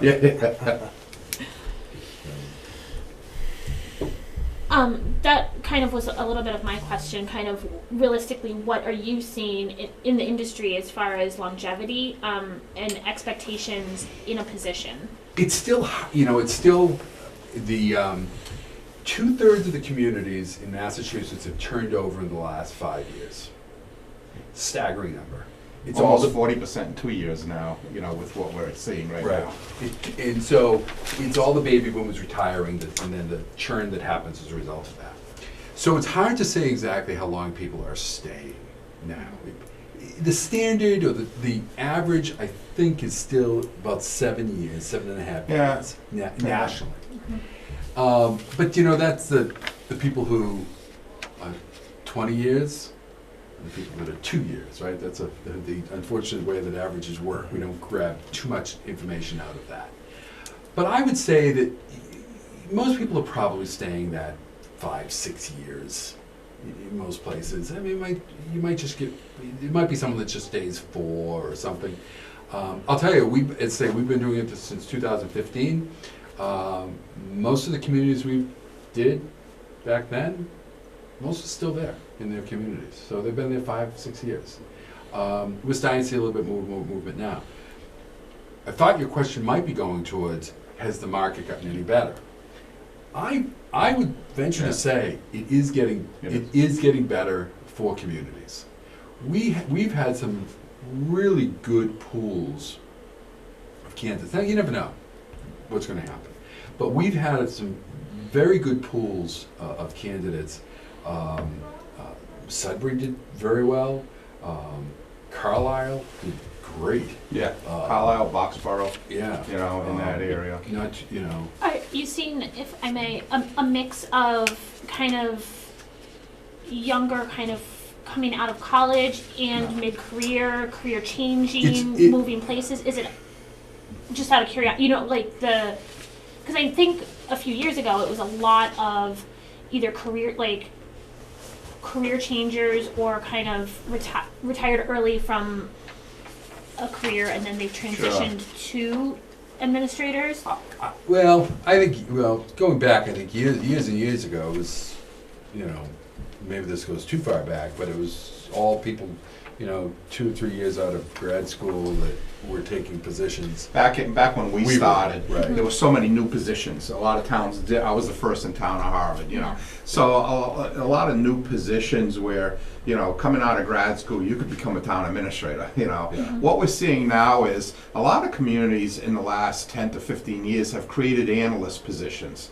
You know, not necessarily assistant positions, but positions where they've had some responsibility, you know, in, you know, finance, HR, and other areas. And so what we have is a stronger pool, you know, of candidates, you know, for smaller communities, you know, like this, where they have some background. You know, so when we did West Boylston, initially the 3 finalists, they were all assistant town administrators. You know, but they were within their first 5 to 10 years in the career. You know, West Boylston hired, she had a law background. She was an attorney, you know, at one point, and then transitioned to, you know, local government, but still on the younger side. But had, you know, basically 10 years, solid 10 years of municipal experience between state and local government. So we're seeing, you know, people, we're not talking about 22-year-olds, you know, but we're talking about some good 30-year-olds, you know, that are out there that have, you know, that's, I don't want to call it entry level, but solid experience from an analyst viewpoint in local government. So we've been seeing some of that. The other thing I think we're seeing is some department heads. Yeah. Who, DPW, finance. Although finance, you can almost write your ticket now because those are impossible to fill those positions. But DPW, finance, HR. You know, you last time you had an HR person who's now in Webster. Mm-hmm. Webster? I don't know what you're talking about. Dory. Blackstone. Blackstone. Blackstone. Yeah. So, but we're seeing some of that happening. Yep. And if people are open to that, it's funny. Some communities, and I'd warn you. This, you know, again, whether we work with you or not. Some communities get so locked into the notion that you have to be a town administrator. Again, years ago, 40 years ago, there were so many of us that got into the business. Nobody had town administrators. You couldn't find town administrators. My background was community development because I ran some grant programs through HUD. You were an assessor. I was an assessor, yeah. I didn't mean to remind you that. I know you knew that. But it depends on the day. Yeah. But now, some communities, like, if they're not an administrator, they won't look at them. I think communities have to be willing to, be able to say, yeah, we've got an administrator that we can look at, but we also have an assistant, or we have a DPW, or a finance person. Someone, the key is they should know municipal government. There are communities that have tried to be out of the box. We can pull someone in from the private sector. We can pull someone in from the military. We've been very successful with moving people with great military backgrounds into positions, but the successful ones have come with some municipal experience that goes with that. In between, yeah. Yeah, you mix the two, you can get some really good backgrounds. Same coming out of the private or nonprofit, as long as they understand municipal government. It's a unique animal. And also the open process. So one of the things we try to get into in the discussions is, as a town administrator, Bert and I will talk about this in our classes. We talk about this as, you're leading in a different way. You don't command. I'm not going to sit in a town administrator's seat and say, this is what we're going to do, to the department heads. You've got to bring, the board with you. You got to bring the department heads with you. And if we see people with that type of capacity, that's what we're looking for, and that's what, we can understand in talking about it. If people are gonna talk about, well, I'm gonna command this to happen, that's not the right person for these type of jobs. A leader, not a supervisor. Exactly, and that's what we're looking for, is the capacity to bring people with you, and have these discussions. Because, if you haven't been in municipal government, they don't understand a finance committee. In a small town, I don't want to say power, but the role that they play, in a lot of these small communities. It's in some places it's almost as strong as the role of the select board. So you need to be able to understand that. You need to understand that you've got to go through the select board, the finance committee, maybe a capital plan committee, depending on the issue. It might be the library trustees and so on. And you got to bring all these together. And before you hit town meeting, you have to have a collaboration of, 50 people out there before you get there. And through the process. So that's what we try to work through. And especially, like I said, I was small town for a long time, and it's a little bit different in small town, than it is in the larger community. But we bring that understanding to it. But it is encouraging, at least what we're seeing so far. That the market does seem, because we had some searches that were truly challenging searches where we just were not able to get candidates. People weren't moving. But now, because there's been that turnover over the last 2 to 3 years. Last 5, 6 years, people seem to be ready to start moving around, transition a little bit. The people that that took jobs 8 years ago are now looking to move a little bit, or the people that have been assistants. And again, I think in your case, it's hard to say exactly what but I think assistants are a possibility. I think department heads a possibility, and there may be some small town administrators from out west that might be interested in coming this way. I mean, I think your first town administrator came out of Sunderland or Sunderland. Sunderland. Yeah. Okay. Margaret? Yes. Oh, I remember. Yeah. I did a project for her in Sunderland years ago. You mentioned a short time ago the magic word, it seems like grant. Everyone's looking for the magic grant to solve all our problems. Yeah. But are you finding the candidates you're interviewing now have a lot of experience with grant? Yeah, especially like the analyst type folks and the assistant town administrators. I don't understand grants anymore, because when we were working, grants weren't. There were certain things, Mass Works and a few. Now it's the world of grants. Since the pandemic and COVID and the ARPA funds and everything. A lot of people we're talking to, are just able to rattle off, right. Grant discussions, and we ask about that, when we go through it. And so we're getting people with that type of experience. Are you a green community? Yeah. Yes. Yeah. Okay. There's always money that comes through that, and there's, Just you have to know how to get it. You do. That's You have to know how to navigate that world. Exactly. Well, and I think that's always been the case, just to a large extent. It's knowing how to navigate, knowing who to talk to, and being able to go off and do that. So. And we used to talk about 10 years ago, you know, let's hire a grant writer. No, it's not gonna get you the money back. Right. But in this day and age, it's changed. So right now, you know, there's opportunity in that area. And so, yeah, we're seeing it from the candidates we talk about, and, you know, the interviews we've been doing, you know, for the last year, when we, you know, we mentioned grants, you know, during the process, and boy, they're able to rattle off. We'll say, what grants have you written? And now they're able to list and talk about And it. they aren't always, you know, I think the other difference now with grants is that there's greater number of smaller grants. Yeah. But those smaller grants leverage larger grants. So it used to be that you had to go off and get the big, you know, CDBG, Community Development Block Grant, or you had to get the MassWorks grant. That's works. Now it's, we're gonna go through the Community Compact Program. We're gonna get some money off that, where that's gonna allow us to do X, Y, and Z. Then we'll get some municipal vulnerability grants, and it's being able to work through the regional planning agencies and do those types of things. It's getting someone who'll step outside of the town to get to know the regional people, you know, getting to know the, you know, the Central Mass folks, you know, and because, you know, sometimes those are where the connections are. And so, or DOR people, Right. you know, and, you know, because that's who you gotta, you know, start, you know, working with, and, you know, having those type of connections.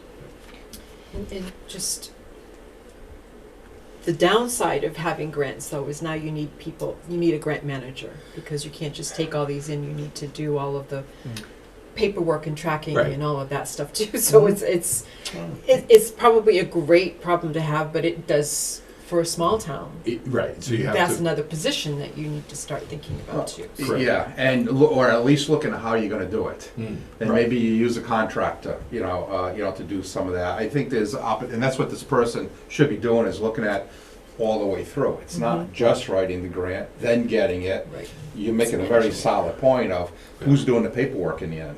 and the mistake that some communities make, I don't think it's necessarily the grants we're talking about now, but Yeah. the mistake that communities have made in the past is some of the grants have requirements that you keep on spending after, Yes. you know, particularly fire departments.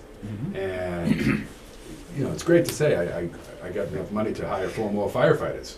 Well, what are you gonna do when that money goes away? Yep. Right. You have to be able to, To plan for it. Sure. yeah. Yeah. I went into a position once, you know, where they had hired 3 police officers on, you know, one of the Cops Fast grants. And I got there and the budget was a mess. And the first thing I had to do was lay off 3 officers after the first 3 years, plus, you know, other things, because you know, no one had really looked at, you know, the sustainability, you know, of doing that going forward. So yeah, you need to look at all the pieces, and that's what you need, is that person who can see the bigger picture and look at it not just from 30 days, but, you know, 3 years down the road, what's the capacity for it? One question we haven't talked about, and we don't talk about it now, we talk about it if you decide to use us, is the salary. What is the salary you're looking at for this position? I think it's something that we would like to work, Okay. if that's something that And that's you. what we do, you know. Yeah. Well, we would bring in comps and, you know, Right. and kind of work with you on that. Right. Because that's the change too that's happened, Yeah. is because it has been such a seller's market. It's, And you know, the person that we had previous to this, for the position we're filling, drove that, I think, a little bit more than what we needed because of the experience. So yeah. we'd need to look at that freshly. And we'll look at that with you. We had to do that, you know, in Sterling, West Boylston, you know, and it's a realistic discussion. You know, we can, you know, we'll tell you what, you know, it's probably gonna take to get someone of the experience. We'll talk about what experience are you looking for, and then we'll discuss what's that mean, you know, on the other side of it. So we bring that to the table, definitely. If I may, a couple of questions. If I understand correctly, so, and I think last time we kind of handed everything to you and asked you to bring us, the board, the top 3 to 4 candidates. Right. There was no screening committee or anything. I think if I understood correctly, following that path saves about maybe 2 weeks or so in the entire process, Maybe because more. there's less back and forth 2 to 3 with. weeks. Okay. Yeah. So it's a little bit He of a. says 2 to 3, I always say more. Because, you know. It's scheduling is The Right, I was gonna scheduling say. is the issue. Getting people together this day and age Yeah. is very difficult. Yeah. And then I think one of the other questions is I kind of see on the last page like a tentative timeline, Yep. you know.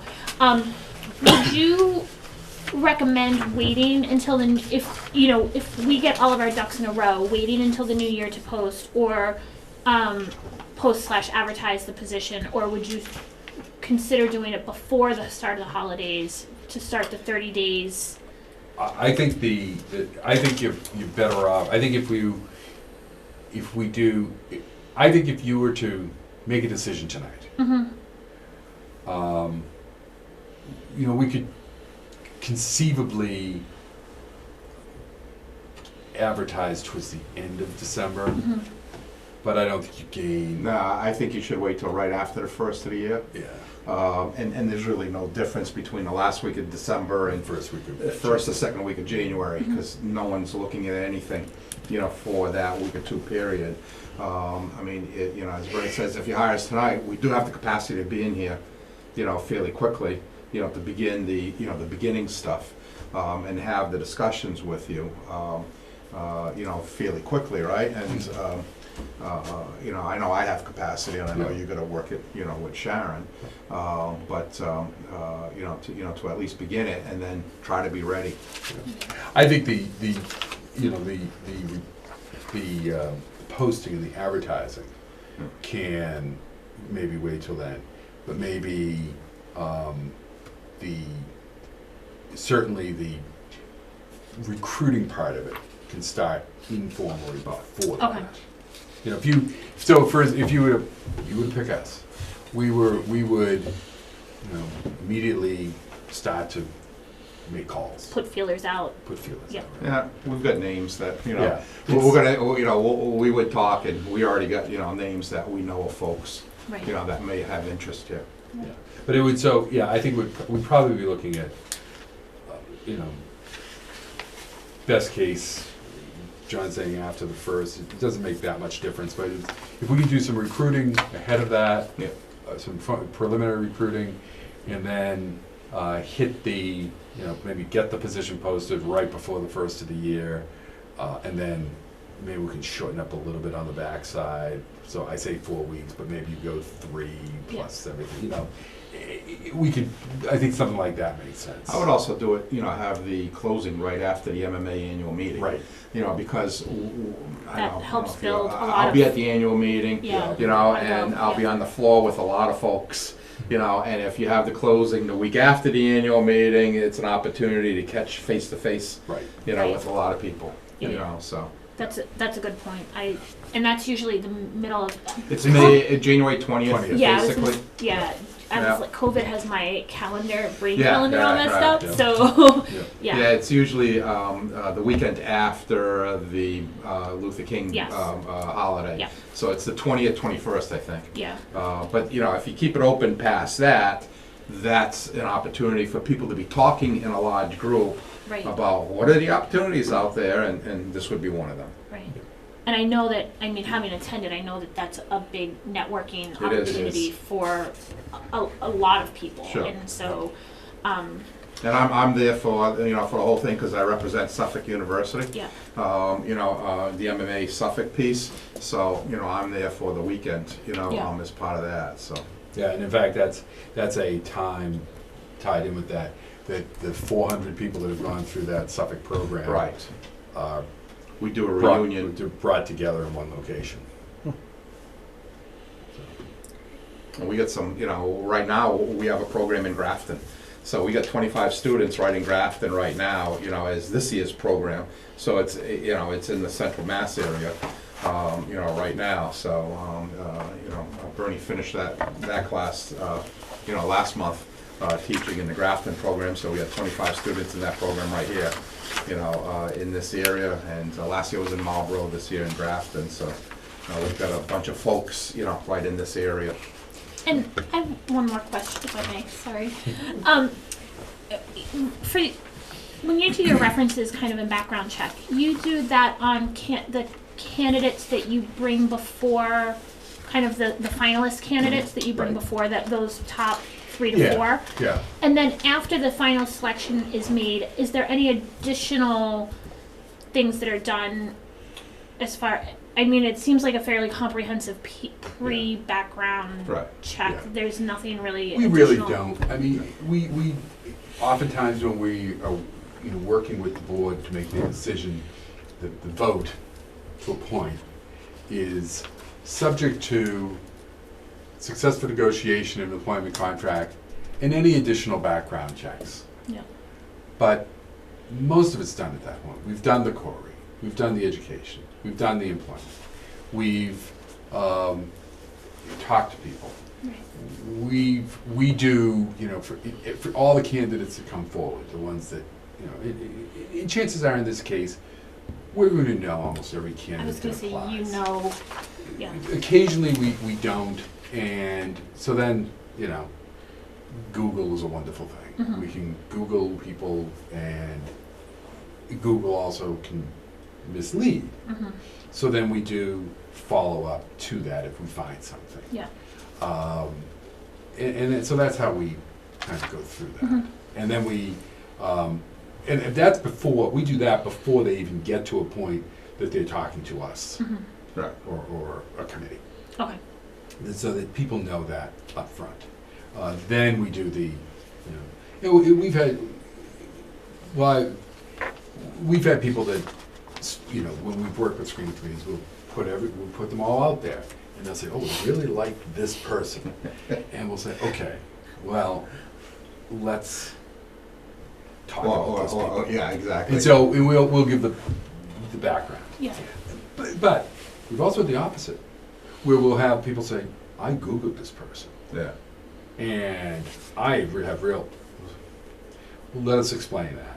Mhm. That's, there are communities out there that are just tough communities, Mhm. and stuff gets done or said that isn't true, and so we separate the wheat from the chaff. Yep. Or try to. Thank you. And then you're also involved, if I remember correctly, available to be involved in contract negotiations and everything. We serve As there like an advisory? mostly, the best way to describe that, I think, is where there is a resource. Now, Okay.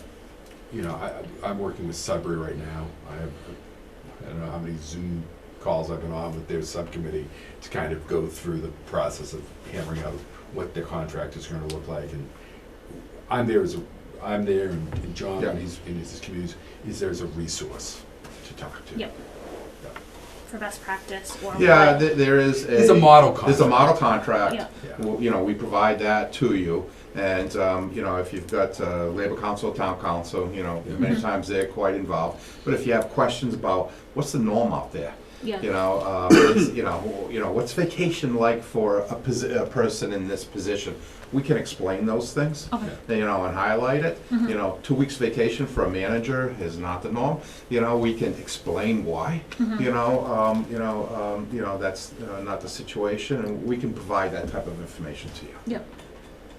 We're not there to negotiate the contract, Right. but, we've been through a few negotiations on our own, as managers, over the years, but we can explain what are you looking at, why? Yeah, and sometimes successful candidates ask for things that Yeah. really aren't necessary. Yeah. And It's an overreach. We're not there just to say, oh yeah, that's the norm and you have to give that. Well, that's unusual. Yeah. You shouldn't have to do that. So Okay. we're here to work for you. Okay. Ballpark figures, what we're looking at, For contracting. a fee. I think the fee I indicated is about $9,500. That's not including advertising. But frankly, I think in this case, the only place I would advertise is MMA. That's $225.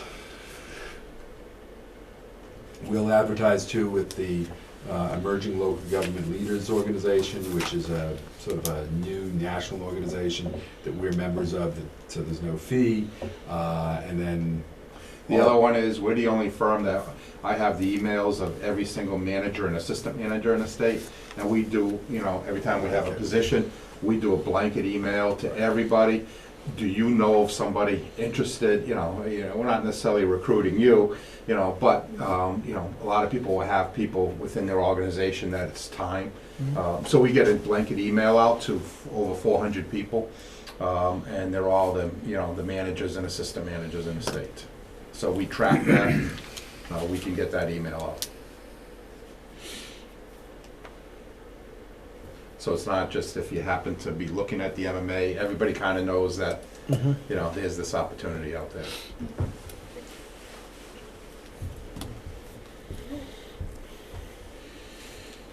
Any other? Thank you, gentlemen. That's it, I think. I guess That's it? I was just gonna say, Yeah. I think you had a good point. Is there any questions that you would have expected from us that we didn't ask? Good one. I hate those questions. Yeah, I didn't ask it this time.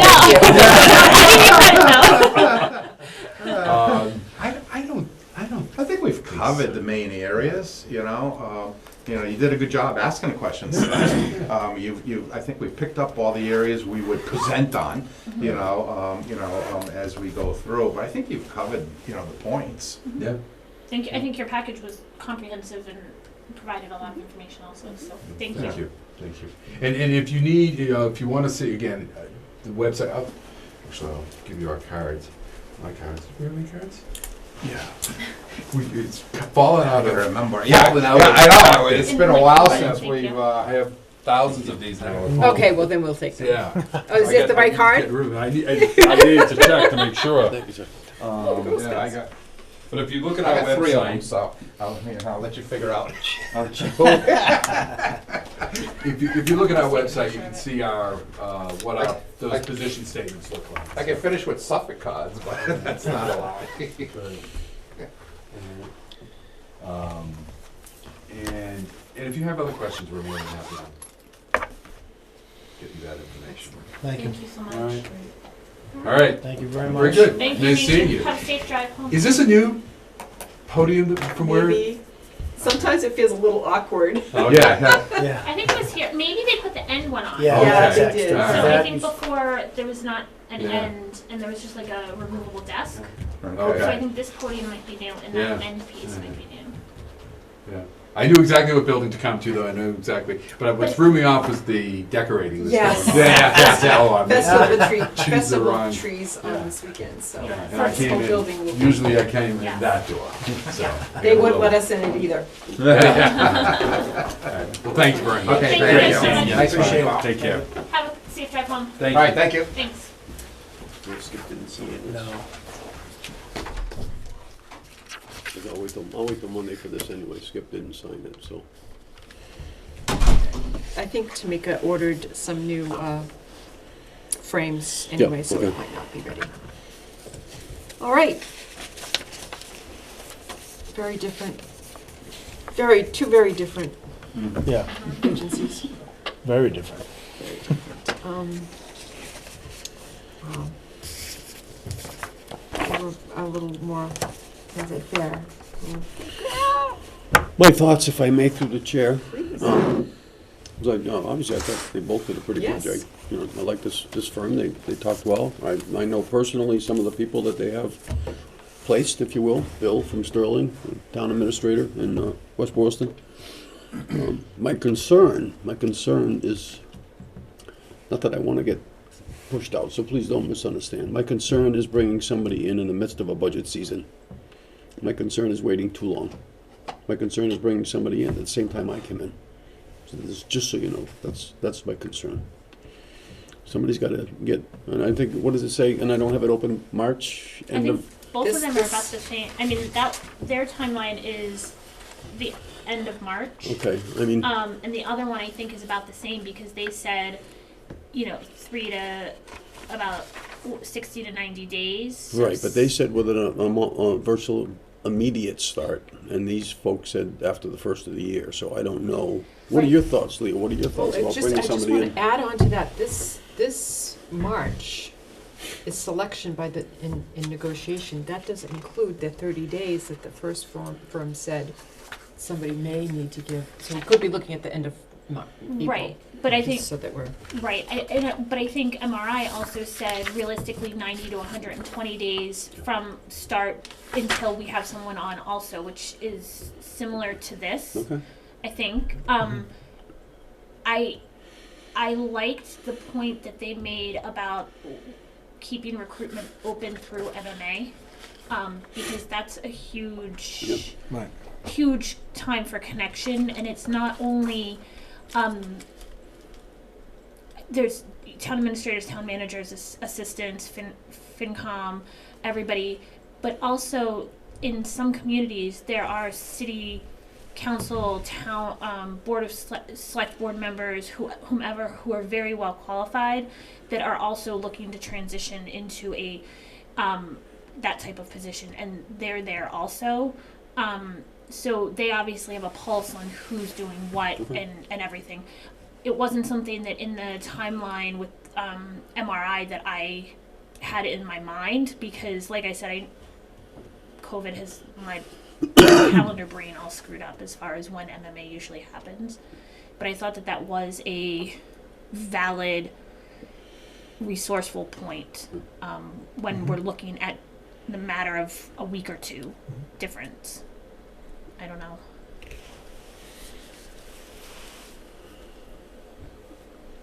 no, I agree, I liked that point. There's a lot of validity in, I'm not interested in experiencing that again this year. Right.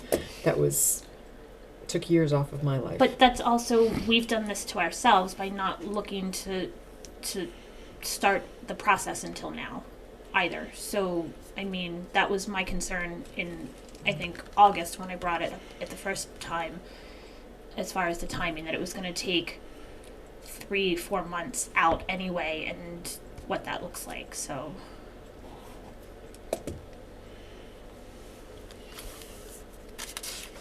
I think if we look at the timeline,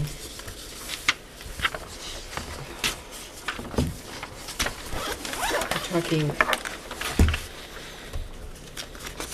12 weeks plus the potential additional 4 weeks if somebody needs to give a month notice. So that brings us to mid-April. So if I may, Yes. both on the MRI packet, the last page has a sample timeline, and they're looking at 12 weeks. They Right, have it and that's listed where out I as got 12 that weeks. from. And Community Paradigm also, they have a 13th week there, but the highlights end at the 12th week. Yeah. So both of them are Mid-May. timeline. And Community Paradigm, Mid-April. They MRI said they could reduce it by what, 3 or 4 weeks, maybe more, if what, Leah? so if we ended up going how we worked when we brought, when we ended up hiring Mike Nicholson, Okay. and just have them, did not have a screening committee. We just asked the firm to go out and do all the screening, all the initial interviews and everything, and bring before the board the top 3 or 4 Okay, candidates to do okay. the final interviews. And so I think for both firms, I think had said that by doing that route, we would save, Bernie said 2 to 3 weeks. I think John said probably more. And I think MRI had said something similar also. So I put this out to maybe level the playing field as far as timing goes. I don't know that MRI, and I don't have an opinion right now, but if we thought that there was validity to, or maybe MRI is a little bit more weighted better, we could say, hey, listen, we heard this from the other company, that waiting until after MMA, we could say, we want you to close Right. after MMA. Right. So I don't know that because I'm also looking at almost half the price, at least $3,000 less. Right. Right, theirs was To- pretty to do with straightforward. They just MRI. said 9,500. They didn't go into any other kind of. Right, not including So the it's just a ad, so that's flat also fee, an yeah, so ad, it's just a so we flat- might be looking at well, he said 225. So we're looking at very close to 10, Right. and possibly being able to do 6, if that matters. Yeah.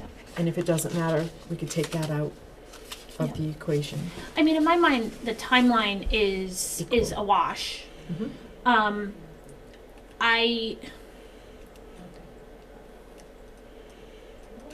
I appreciate the length of the background that MRI does. I also very much appreciate that Community Paradigm is doing real active recruitment and is Networking. involved in the state and doing a pulse on not just the school side of things, but also community sides of things and everything. And so I appreciate that level of active recruitment and really knowing who they're bringing forward. And that was kind of part of my question was, okay, you're doing what by most employment standards would be considered a comprehensive background before even bringing candidates forward. But if it's someone that they don't know, how are they doing that? And they said that they Google, which is, people can take care of things on but Google. I mean, But they I did admitted like- that. I liked our paradigm. I mean, they did. It's somewhat political, right? It's networking. It's who you know, and that's how a lot of times how you get things done. And I felt like they did stress that a little bit more than the other one. Where It is, but I also want to just pass through my mind that if they if they rely on their recruitment and their contacts already, are they missing somebody new to the game that might apply possible, because they already, half their job is done, it sounds like. So just Yeah. again, one is not stronger than the other in my mind. So, but Yeah. And I'm just trying to think, I think that there's value to both, on the flip side, but as a main advertisement, having it posted in various sites, and doing some community outreach, but it doesn't sound like to the extent that they do. Are we missing people that may not necessarily be thinking about moving, but would be very well qualified, and absolutely. having just someone ask, have you thought about, Absolutely. I don't know. I mean, in my mind, there's pros and cons to both of them, and I think, I mean, I just felt like my initial and first impressions aren't always right, but I felt like the first company gave me the impression, and again, these guys were in front of us, so that's different too than being on Zoom. Completely different. It takes the personal, but I felt like that was more of a background, interview. please. No, he's a cop, Right. right? So that's I knew that as soon as I saw him, I knew he was a cop. I said, "Look at this guy." But, whereas I feel these guys again with the phone calls and the emails. Hey, Mike. right. Who do they're going to call Mike Nicholson, I'm sure. They're going to call people. Margaret. Then they're going to network through people who have not only worked with Rutland, but have been in the process maybe for Rutland or for other local communities. And that's the sense I got. I felt it was more networking than it was just looking at Corey checks. Yeah. I felt like a little bit of my questions, I felt that Community Paradigm a little bit works more closely with the candidates also to make sure that the candidates are understanding what they're getting into on the town side. So it's a both and, like they are working for the town, but they also work a lot with the candidates to make sure that the candidates are knowing what they're getting into or not, you know what I mean? And since they both have town administrator, manager experience from that perspective, and I felt a little bit that MRI, and I appreciated that MRI works very much kind of for the town and is trying to bring the best candidate for the town, but I didn't get the sense that they work as closely with the candidate so that the candidates understand the idiosyncrasies of the town as much as the town understands the idiosyncrasies of the candidates, if that makes sense. Yeah. I don't know. And these two gentlemen also worked in those positions. I mean, that's means a lot as well, I think. Yeah. I mean, Yeah. I don't think the other gentleman did, right? He said he He was a was a- retired police chief. Yeah, I think And so. again, that in itself doesn't mean he's disqualified for doing it, Right. but these guys seem to have an idea, I feel, a more personal idea of what the job is, but Well, I we could be didn't ask for wrong. references from him, so we should ask The second one? the second one. Yeah, well, only because they gave a list of all the towns that they Well, they hired. gave lists Yeah. of towns, but They have a, I mean, they have a list posted online too. Okay. I mean, but we can ask Tamika to shoot them an email and just ask. Yeah. Well, they had mentioned Sterling and West West Boylston. Boylston we that could they just contact. recently did. Right. They did Sturbridge, I think, too, just recently. Yeah, too. I've Sturbridge met- is on their Yeah, list, I've I met noticed that. all of them, actually, Yeah. I know of them all. Yeah. But I think it was, to me, and it's just my opinion, obviously, but it was, I think it's much better with a personal presentation like this. It's somebody who gives you the time and effort and comes in like they did. absolutely. And there could be a reason why that person had to Zoom, and that's okay, I get it, but, and I think you saw the same thing with Mr. Pedman. He told you what you're looking for. Right. He told you what you're looking for in a town administrator. Right. So, and he said it right, dead on. Right. I mean, Lyndon, I feel like you've been quiet tonight. Do you, I want to know what Lyndon's thinking. He's still sick, he was in bed. No. Well, I mean, I'm still weighing out I mean, obviously they have 35 years' experience in doing it as well. I think these guys are a little bit more political and a little bit like, you know, they're teaching and they have students, and I think sometimes they're developing their own candidates for placement. And I don't want, I'm a little concerned about it being more of a stepping stone, even though I know that these positions are turnkey all the time and people are always turning them over. So that's where I'm struggling with more, you know, history and more current, and like I say, they're developing these town administrators. So I'd be kind of curious to see exactly who both of these groups are picking for candidates, and you know. So like I said, I don't want somebody who's like just developing their own and then recommending and hiring their own students and connections, because they do have good connections, but that also means that they're developing their own connections and they're placing their own people sometimes. Just they may be. And like Carol said, you may be missing some people that, you know, so that's their world, but you may be missing the old school people that have been doing it for 35 years as well. What kind of connections they may have and what they know as far as, you know, And I what's going to think- work for a town administrator in a small town. Yeah, I think both will post online, and I think most experienced town administrators are looking at the MMA website. That's like kind of the gold standard as far as looking for positions in Massachusetts. So I don't think MRI spoke as to where all they would have it posted. And I know Community Paradigm said that they would post most likely on MMA.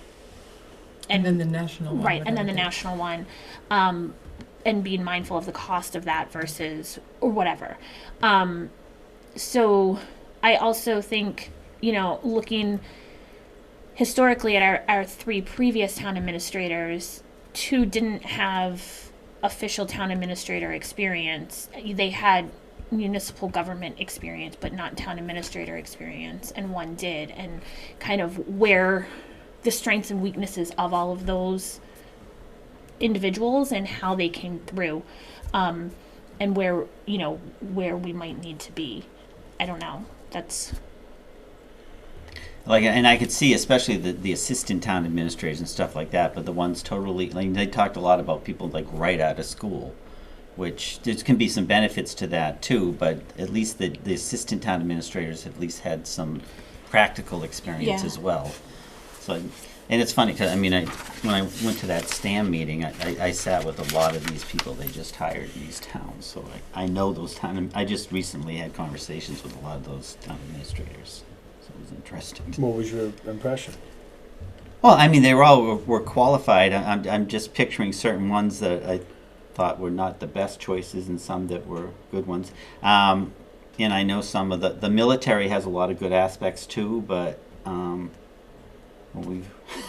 there can be some difficulties with that too sometimes, because they can be very strong-minded in certain ways, very military as far as their directions. I think they made a good comment about having some knowledge of municipal government is important, especially coming into a town administrator role. And so, you know, while there's very qualified candidates, that also they've been involved to some capacity in town, in municipal government. And I think as much as this is probably a little bit of my own biasy, but given how unique Massachusetts, New England, but Massachusetts especially is with the municipal government, I struggle with the need to reach much farther outside of Massachusetts even than you know. Yeah, I hear you. Part of me says it feels like it's just a bunch of people that just kept recycled throughout all the jobs. I mean, that if I could phrase it that way, that's what it seemed like with Paradigm. But I don't know. There's got to be new blood somewhere, right? A lot of it is that, because it's similar, because I deal with town administrators and managers all the time, and I deal with bankers all the time, and they're all always moving all over the place. So I might go into somebody's office and go sit down and meet with them, in the wrong and I go to a office? totally different town, and there they are, because they've already switched around. So that's Just kind the of nature the nature of some of these It is. positions. They do move around a lot. Yeah. Yeah.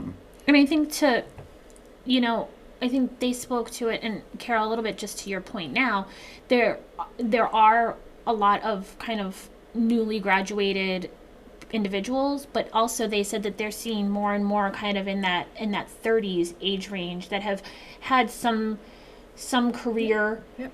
or experience or something, and then they're moving. Yeah. And so, but they're also making room for that fresh blood out of school to move into the assistant positions or whatever.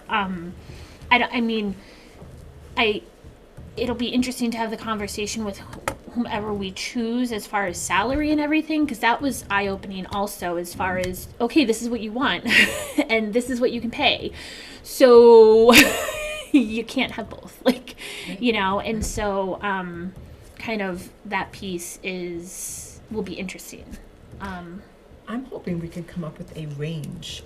What I did not care about with MRI was tell us what your high is, but then we probably might be able to get them for the low because of what they're making currently in that jump, and they would have something to grow into. But it sounds, you put all your tables on the card. I'm not going to go for what I'm making now if I'm going to be making $20,000 or $30,000 more. So I don't know if a range is something that.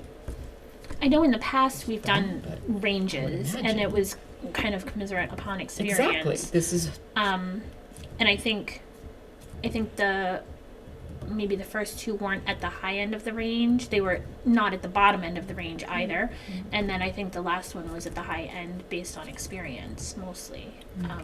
So I think that's typical in a lot of positions. They Right. Oh, kind yeah. of give them, Yeah, Right. I was. Right. I wanted to ask about that, but I thought maybe I just didn't understand him correctly.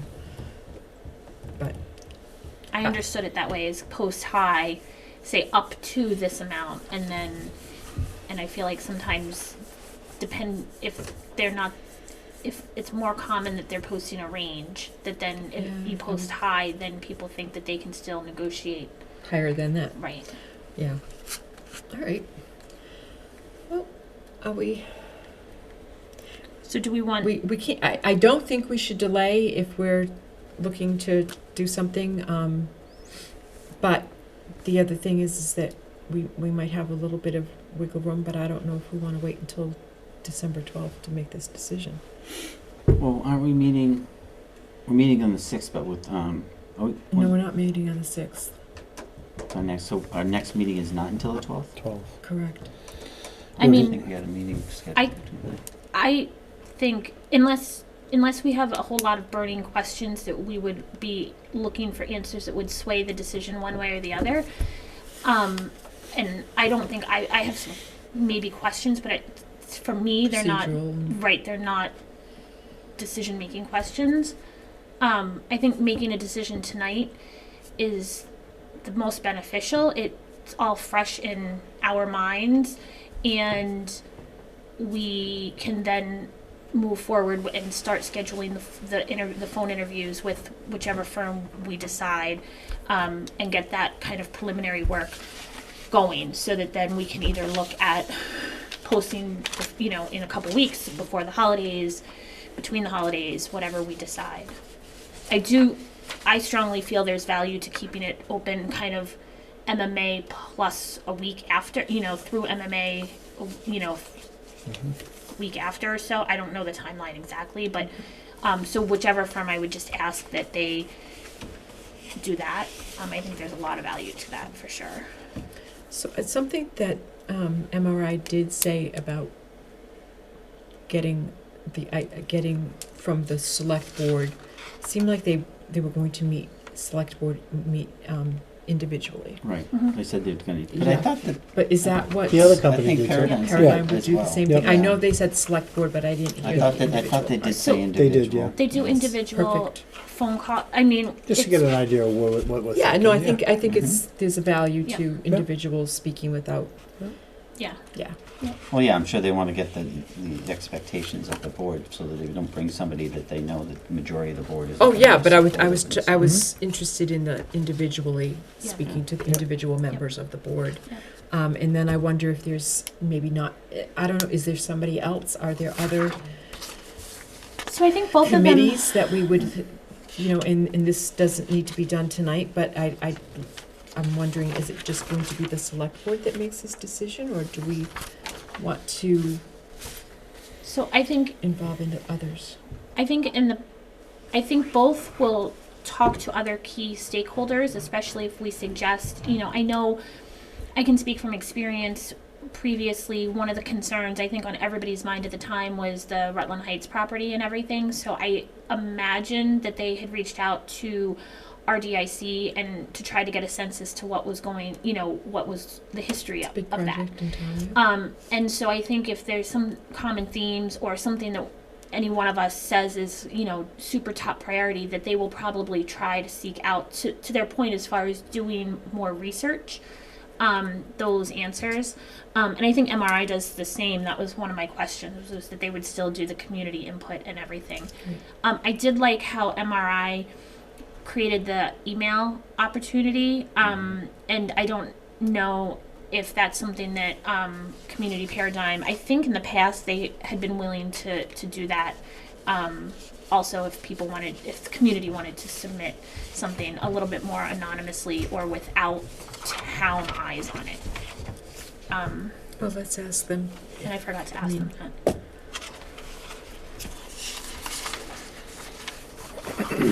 Is that a deal breaker or decision inhibited?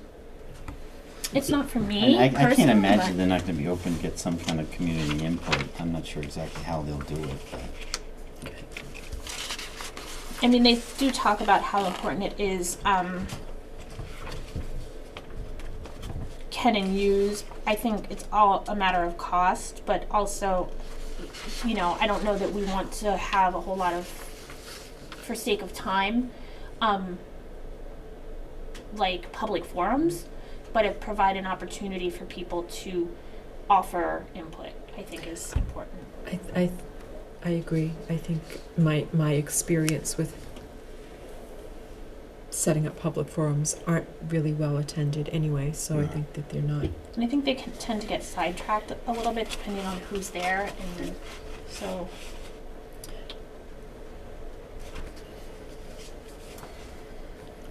All right, what do you think?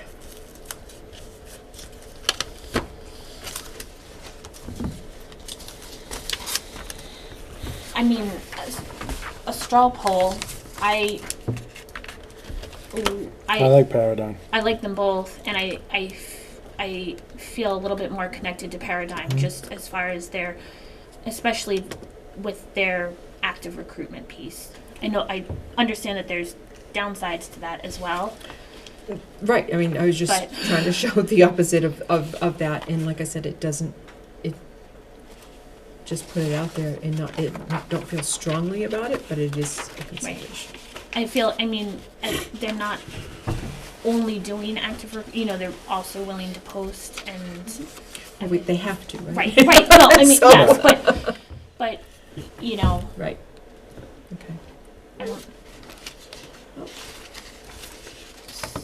motion to, So I'll make a motion that the board enter into an agreement with Community Paradigm Associates for a TA search firm recruitment. Second. we're all here, so all in favor? Aye. Galvin, aye. Aye. All right, Nay. nay. Tamika, do you want me to write to them, or do you want to write to them tomorrow? Excuse me, no, I can write to them and let them know, and I'll reach out to Alan to thank him for his time, and just let him know the board made a decision. Thank you so much. Yeah, and And I'm please sure thank you'll do him. it tonight to get it rolling, won't you? Hey, listen, wait, before you go. Lyndon, did you get a haircut? Oh my God. We're still on. We gotta wait. Camera here. But Adjourn. I need a motion to close the meeting. I'd like to make a motion to close the meeting. Second. All in favor? Galvin, Aye. aye. Aye. Aye. So All right. yes to me.